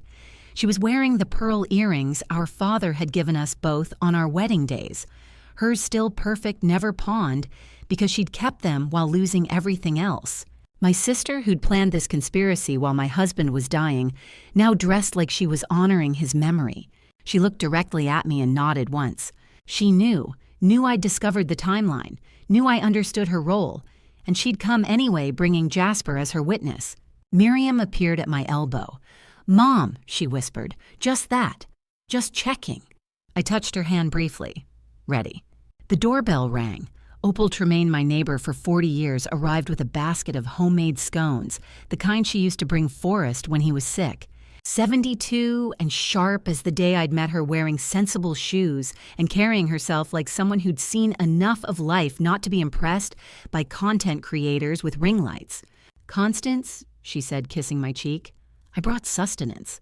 "Perfect timing," I said. Julian emerged from the pink studio Forrest's reading room that he'd painted over with Celeste's vision. He wore khakis and a polo shirt, the uniform of men who think casual means approachable. Smiled at the room like he was hosting something instead of stealing it. "Everyone, thank you for coming," he said. "This is really special, celebrating new beginnings while honoring Dad's memory." New beginnings. He made theft sound like transformation. Rebecca's camera was already rolling. The red recording light blinked steady. Everything that happened next would be preserved in 4K. Elena took notes on her clipboard. Maya adjusted microphone levels, headphones on now monitoring sound with professional focus. The room transformed into a film set, lights warming up equipment, humming the particular energy of people creating content. Opal's scones sat on the coffee table, arranged on a plate Celeste had brought from the kitchen without asking. Julian took one, placed it on a small plate, set it beside him. One of Opal's scones sat untouched on Julian's plate, crumbling slowly under the heat of the video lights. Forrest used to say you could judge a man's conscience by what he couldn't swallow. Celeste positioned herself near the window, explaining to Elena's camera something about narrative arc and generational wealth transition and honoring legacy through evolution. Then Jasper spoke. "Grandma," he said, pulling on Beatrice's hand but looking at me, 7 years old with Julian's dark eyes but none of his calculation. "Why did Daddy say your house is his house now?" The room went silent. Not the comfortable silence of people listening, but the sudden vacuum of breath being held. Julian's smile froze. "What's that, buddy?" he said, voice too loud, too casual. "You said it on the phone." Jasper continued child logic, making him relentless. "To Mommy, you said Grandma was going to move and you would have the big house." "Did he, sweetheart?" I asked gently. "That's very interesting. When did he say that?" "Last week, when Grandpa died. He was talking to Mommy and I heard him say it." Julian laughed. "Forced brittle. Kids mix things up, Mom. You know how it is." "He's 7, Julian," Beatrice said quietly. "His memory is excellent." My sister defending truth for the first time in a week. Maybe the pearls meant something after all. Julian recovered by redirecting. Tapped his champagne glass mimosa actually because he'd called it morning appropriate when he poured it and positioned himself in front of the marble fireplace where Forrest's memorial photo still sat, his father watching him lie. "Everyone, if I could have your attention," Julian said. Celeste moved to stand beside him, beaming. Rebecca's camera swung to frame them both. "I wanted to make an announcement. As of this week, Celeste and I are co-managing this property. We're partnering with Mom, of course, but the estate administration has transferred to the next generation." He smiled at me like he was doing me a favor. Opal's hand trembled slightly, scone crumbs scattering. Miriam pulled out her phone, started recording. Beatrice did the same. Elena scribbled notes frantically. Rebecca's camera captured everything. I let the silence stretch, counted 3 seconds, 4, 5. "That's fascinating, Julian," I said clearly for every microphone in the room. "Which estate attorney handled that transfer? I'd love their name." He paused. "It's in process, Mom. Paperwork takes time." Paperwork. I kept my voice pleasant curious. "Or the power of attorney you forged using an AI voice clone of your father." Celeste's face went white. "What, Julian? What is she talking about?" "He used deep fake technology to impersonate Forrest," I said. "Created documents transferring my property to himself while his father was dying. The FBI calls it elder financial abuse." Rebecca's camera had a red recording light that pulsed steady and relentless. With every beat of that tiny crimson bulb, Julian shifted his weight and Celeste's smile decayed further into the background. I counted 15 seconds of heavy, suffocating silence preserved forever in 4K before anyone dared to breathe. "That's," Julian started. "Documented," I finished. "Every message, every forged document, every lie." I walked toward the pink studio. Behind me, I heard Celeste whisper to Julian, "Quiet, private," meant only for him. But Maya's professional audio rig caught it perfectly, headphones glowing green with active recording. "Julian," Celeste hissed, "what the fuck did you do?" He had said it, out loud, in front of witnesses he chose in a room he painted in a house with one name on the deed, mine. And when I walked to the pink studio where I'd hidden the evidence folder and brought it back to the living room, 3 cameras were still recording. Julian's face told me everything I needed to know. He hadn't expected proof. Proof changes everything. I walked back to the living room carrying Forrest's brown leather folder, the one he'd used for maps now repurposed for documents that would redraw different boundaries. Julian watched me with an expression I couldn't quite read. Fear mixed with calculation, wondering if I was bluffing. I opened Forrest's folder on the coffee table. The leather cracked like a gunshot in the silence. "Julian," I said clearly for every microphone, every camera, every witness. "Before we toast to anything, repeat for our guests exactly what arrangement you just announced." He blinked. "What?" "Your exact words about co-managing the property. I want everyone to hear it again." Julian looked at Celeste. She nodded slightly, still thinking this was recoverable. I said Celeste and I are co-managing the estate administration that's transferred to the next generation. We're partnering with Mom to—" "Stop there," I said, pulled the first document from the folder. "Here's what you're actually co-managing." I slid the deed across the coffee table, 1987 yellowed with age bearing the district seal and my father's signature transferring property to his daughter. One name in the ownership line, Constance Margaret Kincaid. Not Whitmore, not joint tenancy, not community property. Separate property recorded before I met Forrest, protected under Massachusetts law. What you own before marriage remains solely yours, untouched by a spouse's estate or a son's claim. "It's a deed, Julian," I said. "A technicality is what you call a law you don't like. This property has one name, mine. Separate property under Massachusetts law, recorded in 1987. My father made sure this house stayed in my family bloodline." Julian's champagne glass trembled. Mimosa spilled onto the antique wood table, spreading in a slow stain that matched the color draining from his face. Champagne bubbles die the same way lies do, one tiny pop at a time, then silence. But the quitclaim he started. "Signed with my left hand," I said. "Deliberately. I'm right-handed, Julian. Every signature on file for 60 years has been right-handed. The one on your quitclaim isn't, which makes it evidence of coercion, not consent." Elena's pen moved frantically across her clipboard. Rebecca's camera stayed locked on Julian's face.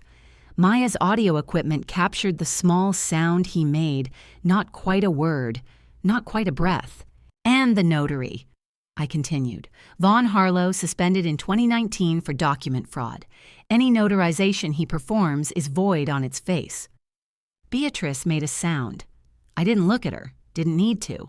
Her nephew, her family, favor, her contribution to the conspiracy, all of it documented and useless.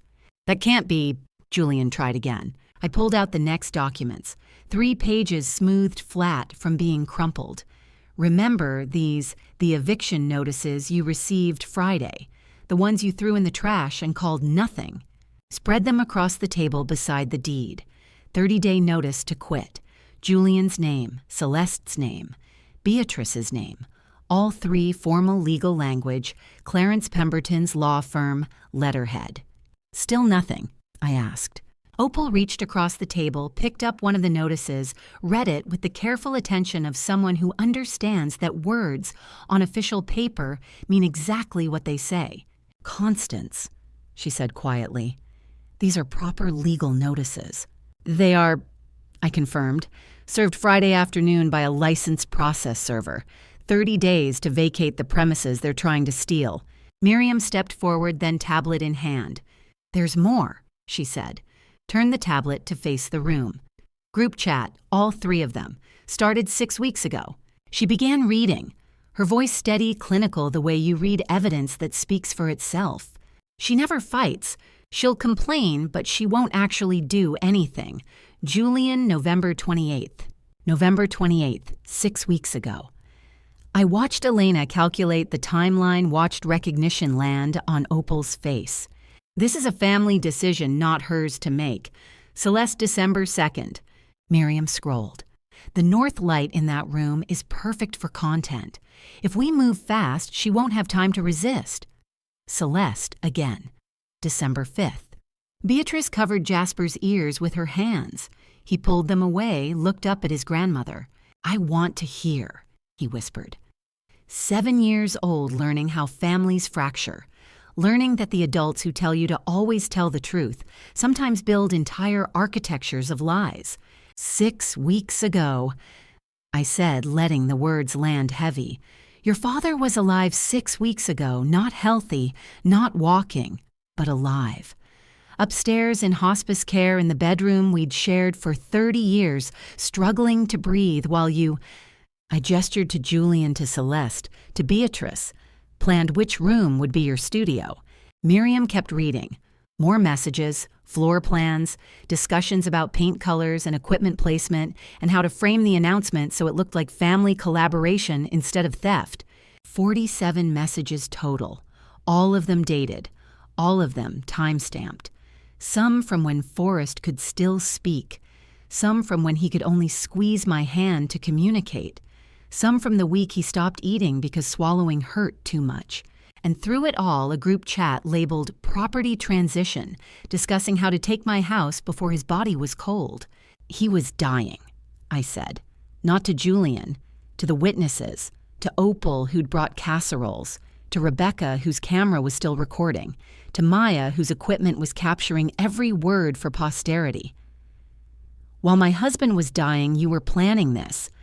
The room made the sound it makes when it decides whose side it is on. Not loud, just a shift in air pressure the way you feel a crowd turn against someone or toward them.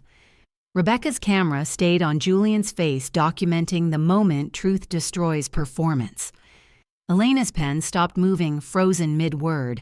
Opal reached for Miriam's hand, squeezed it once, and Celeste stepped away from Julian. One small shuffle to the left, enough space between them to be noticed, to be recorded, to show that whatever they'd been was fracturing in real time on camera. The room had chosen. Now came the reckoning. The final document was a quitclaim deed, and I held it like a loaded gun.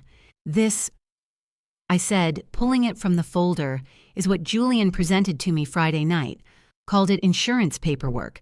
Said it would make everything clean for estate purposes. I placed it on the table beside the original deed, the eviction notices, the group chat screenshots.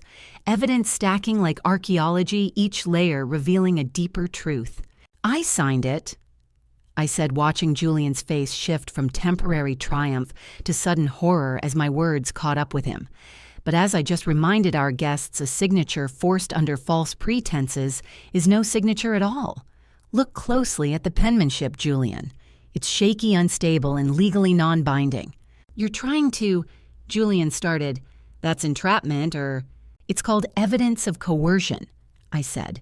When someone presents a document disguised as something else, pressures you to sign quickly, a deliberate, wrong-handed signature, creates proof the signing was neither knowing nor voluntary. Miriam handed me another document. And the notary. I pointed to the bottom of the quitclaim. Vaughn Harlow, Beatrice's nephew. His notary stamp is bright green, cheerful, the color of money and lies. But his license was suspended in 2019 for document fraud. Any notarization he performs is void on its face under state law. This document is void on 3 legal grounds. I said, ticking them off on my fingers. Forged signature that doesn't match the purported signer's known handwriting. Fraudulent notarization by a suspended notary. Coerced execution under false pretenses. Even if I'd signed it correctly, it would be legally worthless. Julian's champagne glass hit the floor. Didn't shatter, just rolled, spilling the last of the mimosa onto Forrest's antique rug in a spreading stain that would never quite come out. That's when he detonated. After everything I sacrificed. His voice went loud, filling the room. Everything I gave up to take care of you, you're calling me a criminal in front of strangers. You invited them, Julian, I said quietly. You wanted witnesses. I wanted family support. I wanted... He gestured wildly at the pink studio. Dad would have wanted me to have this house, to build something here. You're just bitter and alone and taking it out on... Your father left me a letter, I said. My voice dropped lower as his rose higher. 18 months ago, predicting exactly this. He also left a confidential will amendment, filed with the district court. Any heir who attempts financial coercion against me forfeits all inheritance from his estate automatically. Julian froze. What? You triggered it the moment you presented that quitclaim. The moment you started that group chat while he was dying. You forfeited your inheritance. All of it. His face went through several colors. Red, white, purple. Beatrice stood then. Jasper's hand in hers, pearl earrings catching the light. Tahoe, she said. Just that one word. Julian's face told me he knew exactly what she meant. Beatrice, don't, he warned. 2009. She continued, voice steady. You told Forrest I withdrew his investment fund for my gambling debts. Told him I lost $60,000 at poker. He didn't speak to me for 3 years. Wouldn't let me in this house for Thanksgivings, Christmases. Fractured our family for 16 years. Miriam held up her tablet. But that's your signature on the withdrawal slip. Your credit card charges at the Bellagio. Your hotel room in Vegas that weekend. You blamed me for what you did, Beatrice said. Let me carry that shame for 16 years while you— "Shut up," Julian said, not loud anymore, desperate. Opal gathered her purse, stood with the careful dignity of someone who'd seen enough. "Constance," she said, "I'll call you tomorrow." Elena closed her clipboard, looked at Celeste. "I don't think we'll be needing that content strategy after all." Rebecca started packing her camera equipment. The ring light died like a cold little moon, and Celeste's brand launch went dark with it. Maya coiled cables, headphones already off, no longer interested in capturing sound from a story that had stopped being about content creation and started being about crime. "You can't—" Julian tried again, but his voice had lost force. "This is my house too. This is—" "Your name is not on the deed," I said, quieter still. "Not on the mortgage. Not on any legal document establishing ownership. You have 30 days to vacate. If you're not gone, the sheriff will remove you." Celeste walked to the door, didn't look at Julian, didn't say goodbye, just gathered her equipment bag and left collaborators trailing behind her like a funeral procession for ambition.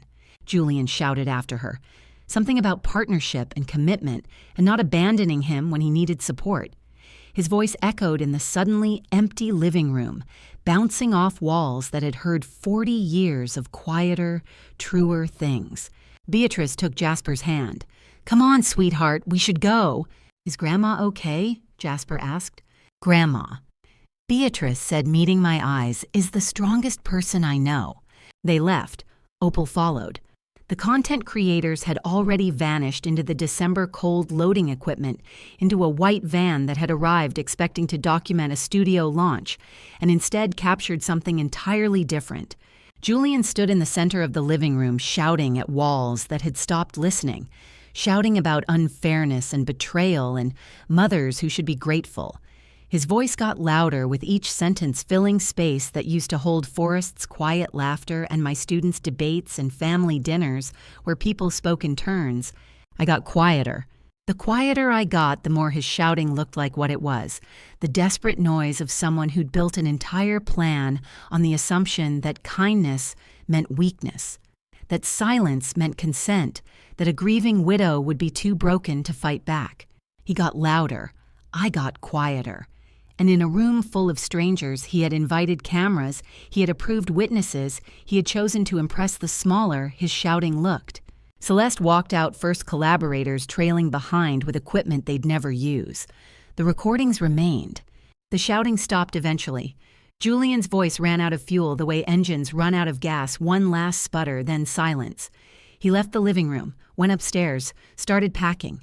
30 days move faster than you'd think when you're watching people leave.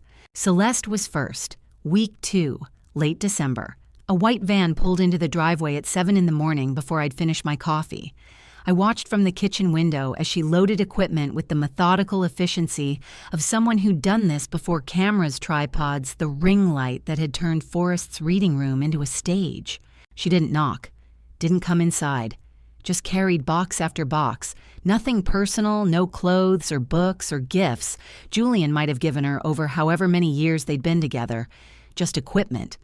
The tools of content creation packed like inventory being moved to the next location, the next project, the next opportunity. The ring light was the last thing she loaded.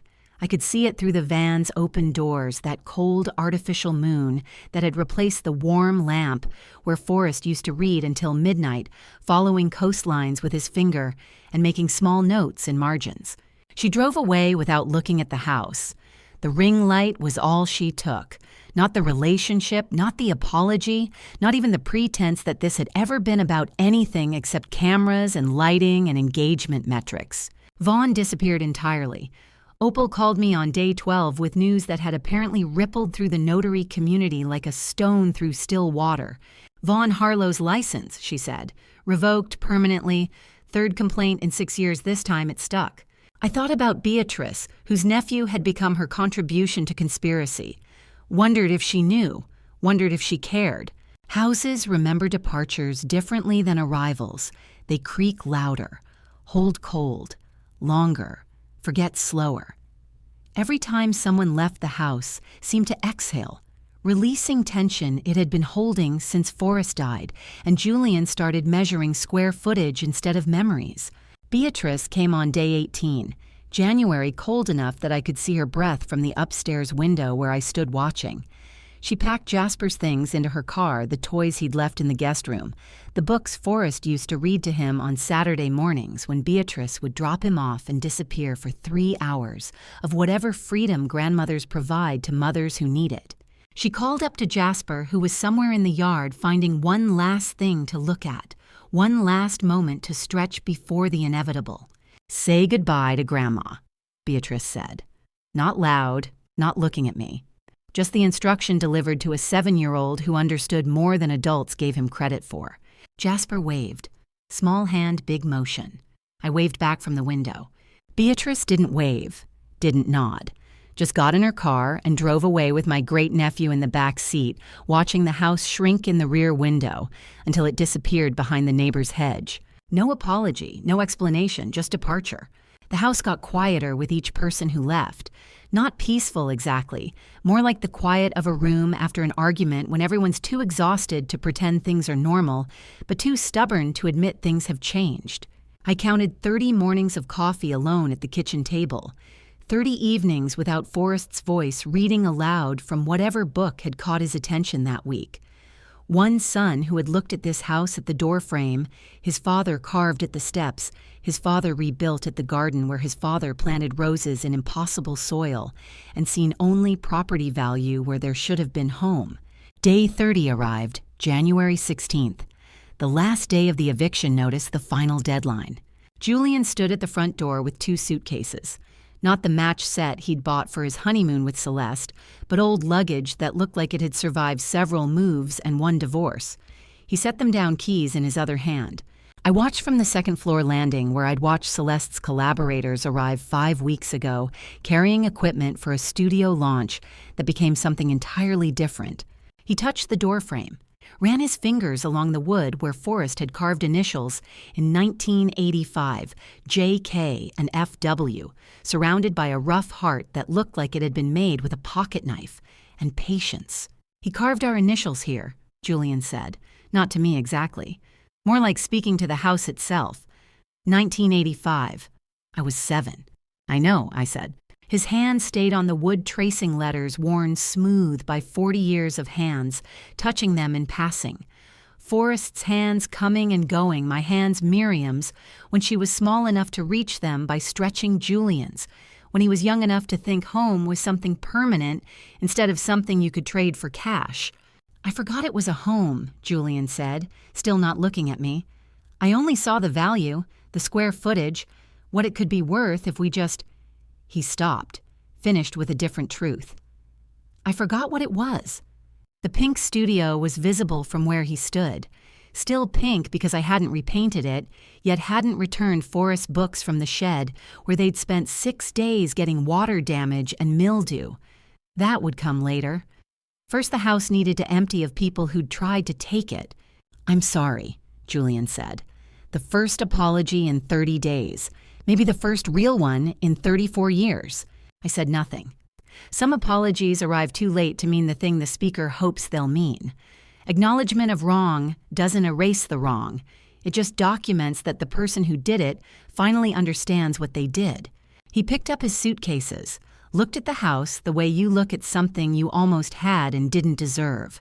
His hand slipped from the doorframe where his father had carved proof that a 7-year-old boy mattered enough to be remembered in wood. He walked down the front steps, the ones Forrest had rebuilt the summer Julian turned 12, teaching him to measure twice and cut once, to respect tools and materials, and the difference between building something and just making noise. Julian didn't look back. Day 30 arrived like any other Saturday. Quiet house morning light through the kitchen windows, coffee brewing. Except today, Julian was leaving, not storming out, not slamming doors, leaving the way we had established with dignity, with finality, with the last shred of civility we could manage. He stood there at the bottom of the stairs, holding his final box.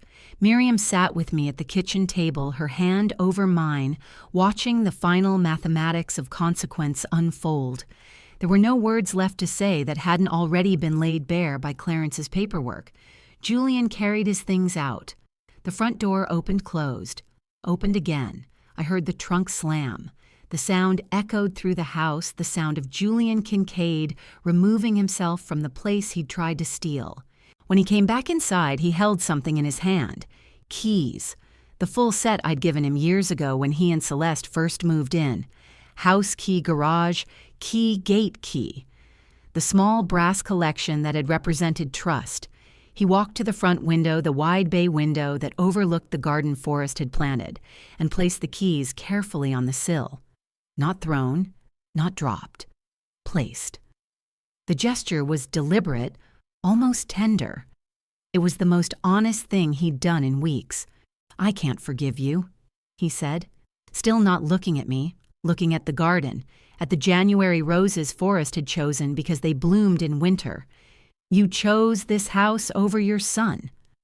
The words should have hurt. A month ago, they would have destroyed me. But I'd had 30 days to understand what had happened here. 30 days to separate Julian's narrative from the truth. "I didn't ask for forgiveness," I said, my voice steady, clear. 60 years of teaching had given me the ability to speak truth without flinching. "I asked you to leave." He turned then, looked at me directly. I saw Forrest in his face, the shape of his jaw, the set of his shoulders, and I saw the version of Julian that might have existed if he'd made different choices, if he'd valued family over property, if he'd loved me more than he'd resented his father's legacy. "This house was supposed to be mine," he said. "No," I said.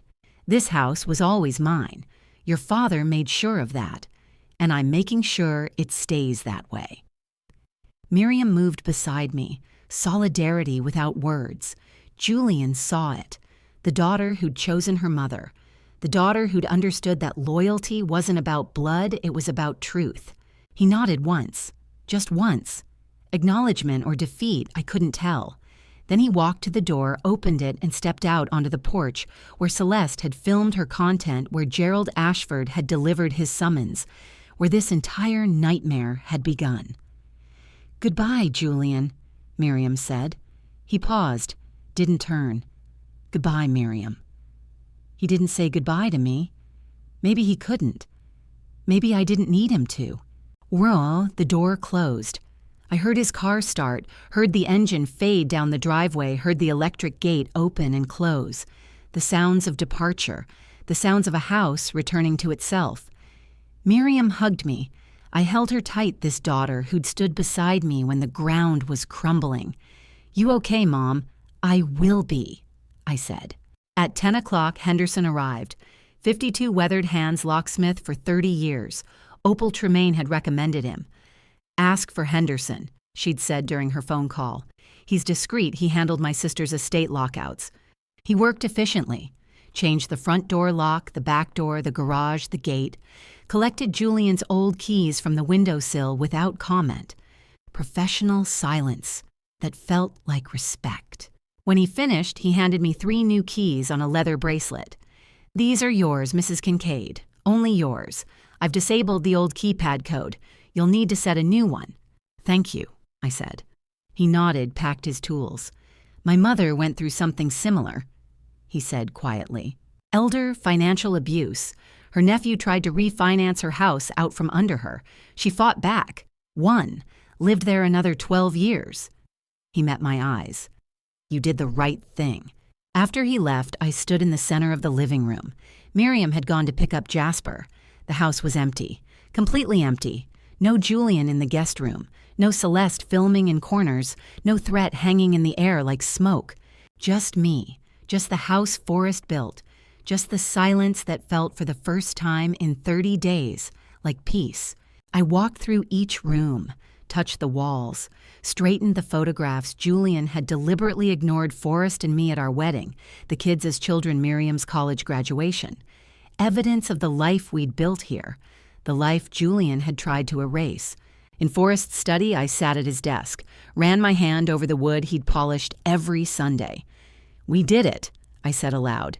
"Your paperwork held. Your planning saved us." The house seemed to settle around me.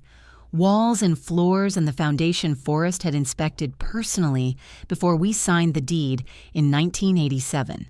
Separate property under Massachusetts law. Untouchable. Mine. I looked out the window at the garden at the roses blooming despite January's chill at the fence line that marked the boundaries of the only kingdom I'd ever wanted. The house is the right size again. I said to no one, to Forrest, to myself. I hadn't known that was what I'd been missing until I said it. 1 month later, another Saturday, and the reading room smelled like dust and possibility instead of LED heat. The house had settled into its right size. I'd spent February learning what that meant: mornings without Julian's footsteps overhead, evenings without Celeste's ring light turning my pink reading room into a cold little moon. The quiet had weight now. Good weight. The kind you lean into instead of brace against. Marcus Reed arrived at 9 o'clock with his toolkit and a handcart. I'd called him 2 days earlier. The equipment needs to go, I'd said. All of it. The studio set up, he'd asked. Everything she left behind. Now he stood in the reading room doorway surveying Celeste's abandoned empire. 3 LED panel lights on tripods. The ring light, 42 inches professional grade, still plugged in like it was waiting for her to come back and film. Cables coiled on the floor, a backdrop stand with wrinkled white seamless paper. "Where's it going?" Marcus asked. "Wherever it goes when content dies," I said. He smiled, started disconnecting cables. "Ring lights going to the community theater. They said content creators donate equipment when the content dies. Turns out there's a whole pipeline failed influencers to high school drama departments." I watched him work. Efficient hands, no commentary. The same quiet competence he'd brought when he changed my locks. Some people understand that restoration requires removal first. You can't reclaim space that's still occupied. Miriam arrived with Jasper while Marcus was loading the second LED panel. They came through the back door, Jasper running ahead the way 7-year-olds do when they know they're welcome. Wire-rimmed glasses, Forrest's serious expression carrying excitement like a flag. "Grandma, Mom says we're bringing the books back." "We are," I said. 43 boxes. They've been in the storage shed since December." Miriam kissed my cheek, set down 2 thermoses of coffee. "I brought reinforcements. This is going to take all morning." We worked in assembly line fashion.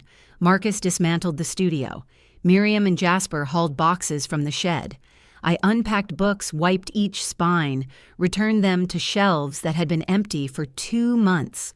Forrest's collection, history, anthropology, 3 dozen atlases spanning 1887 to 2009. The books he'd annotated argued with loved. Box 12 was heavy. Miriam set it down, stretched her back. "How many books did Dad own?" "Enough to fill a life," I said. "Not enough to fill the missing." She touched my shoulder, understanding without words. Some absences stay absent. You just learn to arrange furniture around them. Jasper opened box 17, carefully lifted out a leather-bound atlas. 1923. North America, in careful cartographic detail, back when mapmakers still drew terrain by hand and borders were arguments waiting to happen. "This one's old," he said, turning pages with the reverence children reserve for things adults treat as precious. "Your grandfather's favorite," I said. "He used it for teaching. Made his students trace migration routes, calculate distances without GPS." Jasper sat cross-legged on the floor, the exact spot where Celeste's ring light had stood 3 hours earlier, and read. His finger followed margin notes in Forrest's handwriting. Pencil annotations, route calculations, elevation markers. The maps Forrest had taught from for 37 years. Books remember their shelves the way people remember home, not by address, but by the angle of light and who stood nearby. I watched the reading room return to itself, pink walls emerging from behind where the backdrop had blocked them. Window light reaching the floor again, space breathing. Marcus finished at 11:30. The room was empty of equipment, half full of books. He stood in the doorway surveying the transformation. "Looks like a library again," he said. "It was always a library," I said. "I just forgot for a while." He nodded, didn't charge me for the hauling. "My mom did the same thing," he said quietly. "After she won her case. Spent a month putting everything back exactly how it was before her nephew started changing things. She said restoration is how you prove to yourself that you survived. After he left, Miriam made sandwiches while Jasper and I continued shelving. He'd appointed himself Atlas Curator, arranged them chronologically on the bottom shelf spines, aligned with geometric precision. Forest's precision. He wrote a lot, Jasper said, still reading the 1923 Atlas. He turned another page. He noticed everything. I knelt beside him, 60-year-old knees protesting, but some moments require being at eye level. The atlas was open to a map of the California interior. Forest's notes crowded the margins. River systems, watershed calculations, migration routes for Ohlone peoples traced in careful pencil with dates and source citations. Your grandfather believed maps were arguments about what mattered, I said. Borders change, but rivers remember.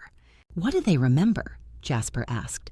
Where they've been, where they're going, what they carried. He considered this the way children do when adults say something that sounds like it might be important. Then he touched one of Forest's annotations, a question mark beside an 1834 boundary line followed by 3 words, check Mexican archives. Did he check? Jasper asked. He did. Spent a summer in Mexico City. Found the original surveys. Proved the boundary was drawn wrong. So he fixed the map. He fixed the history, I said. Sometimes they're the same thing. Forest's handwriting in the margins, small, precise asking questions of maps that couldn't answer back, looked exactly like love. The kind that persists past breath, past burial, past the son who tried to erase it. The kind that waits in atlases for grandsons who know how to read carefully. Miriam joined us carrying a box labeled Maps Rolled. These still need hanging, she said. 17 of them. Dad's collection. I looked at the empty walls where Celeste's equipment had stood, space waiting to be reclaimed, Forest's maps waiting to come home, the reading room almost whole again. Jasper stood still holding the atlas like it was fragile and important, which it was. He looked at the walls, then at me, then at the atlas in his hands. Can I help hang the maps? He asked. 7 years old, the same age Julian had been when Forest carved their initials in the library doorframe, the same wire-rimmed glasses, the same careful way of holding books, the same questions that meant he was paying attention. And just like that, Forest had a new reader. We spent the rest of that Saturday afternoon hanging maps. Jasper held the level while I marked walls, asked questions about cartography while Miriam hammered nails. Forest's 17 rolled maps returned to their places. California missions, 1769 territorial surveys, hand-drawn expedition routes. By evening, the reading room looked like it had before Celeste turned it into a studio, before Julian decided my home was his inheritance, before I had to prove that some things can't be taken just because someone wants them badly enough. 6 weeks later, Julian called and I almost didn't answer. The phone rang at 3:15 on a Thursday. Unknown number, but the area code was local. I stood in the kitchen watching it ring. 4 times. 5. On the 6th ring, I picked up. Mom! 1 word. His voice.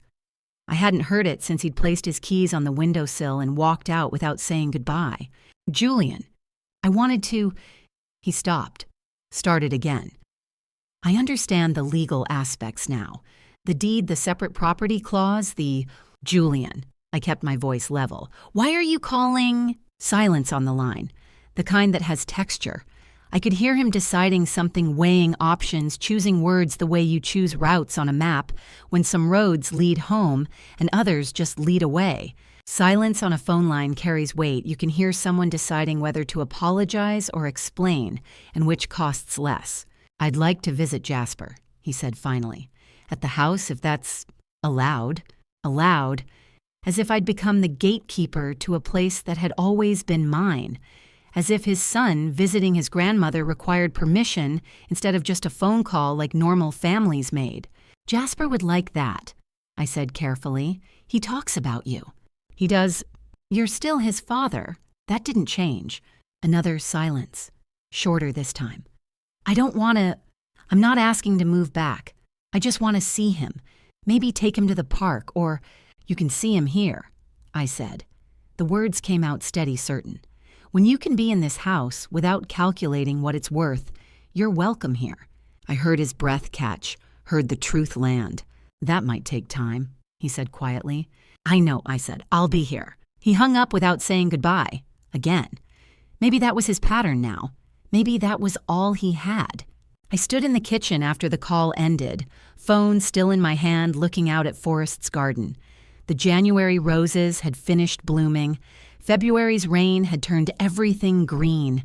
March would bring something else it always did. Seasons didn't ask permission. They just changed because that's what time does when you're not trying to stop it. That night, I stood in the doorway of the reading room. Moss green walls, I'd repainted them 3 weeks earlier, covering the pink I'd chosen in 1994. Forrest's maps hung in the order he'd preferred, chronological left to right, geographic north to south. His books filled the shelves, history anthropology atlases, spanning 2 centuries. The room breathed differently now. Less like a museum, more like a place where someone might actually sit and read and remember without drowning. I sat in his chair. The leather one he'd bought at an estate sale in 1989, broken in over 37 years of reading. It still smelled faintly of the tobacco he'd quit in 1995 and the coffee he'd never quit at all.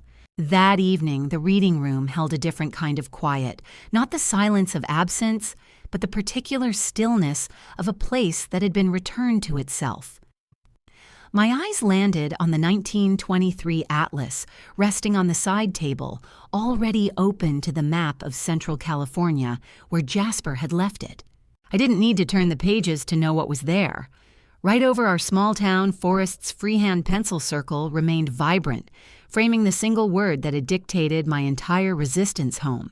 The circle encompassed our town, this house, the 50 square miles where we'd built our life together, where we'd raised 3 children, where he died and I'd scattered his ashes in the garden and packed his books away because seeing them hurt too much. He'd marked it. Years ago, probably decades ago, he'd opened this atlas and drawn 1 circle and written 1 word, and then he'd closed the book and put it back on the shelf and never mentioned it. Just left it there like a message I'd find when I needed it. Maps age differently than photographs. The borders change, the rivers stay, and what someone circles in pencil becomes prophecy. I traced the circle with my finger. The pencil had faded, but not disappeared. The word was still legible. Home. Not the address, not the property value, not the deed or the title or the separate property clause that had saved it from Julian's conspiracy. Just the simple truth of what this place was. Forrest had known. He'd always known. That's why he'd bought the house in 1987 with inheritance money before we married. That's why he'd kept it in his name, then willed it to me with language so careful that Rebecca Calloway had called it prophetic. That's why he'd marked this atlas and left it for me to find. He'd known someone might try to take it. He'd known I'd need to fight. He'd known I'd win. And he'd known I'd need to find this circle afterward when the fighting was done, and the house was quiet, and I was trying to remember what I'd been defending. Jasper asked if he could help hang the maps. I said aloud to the empty room to Forrest's memory. He held this atlas the way you held things that mattered. The house settled around me. Old wood, old walls, old love that didn't fade just because the person who'd built it was gone. I looked at the pencil circle again, at the word beside it.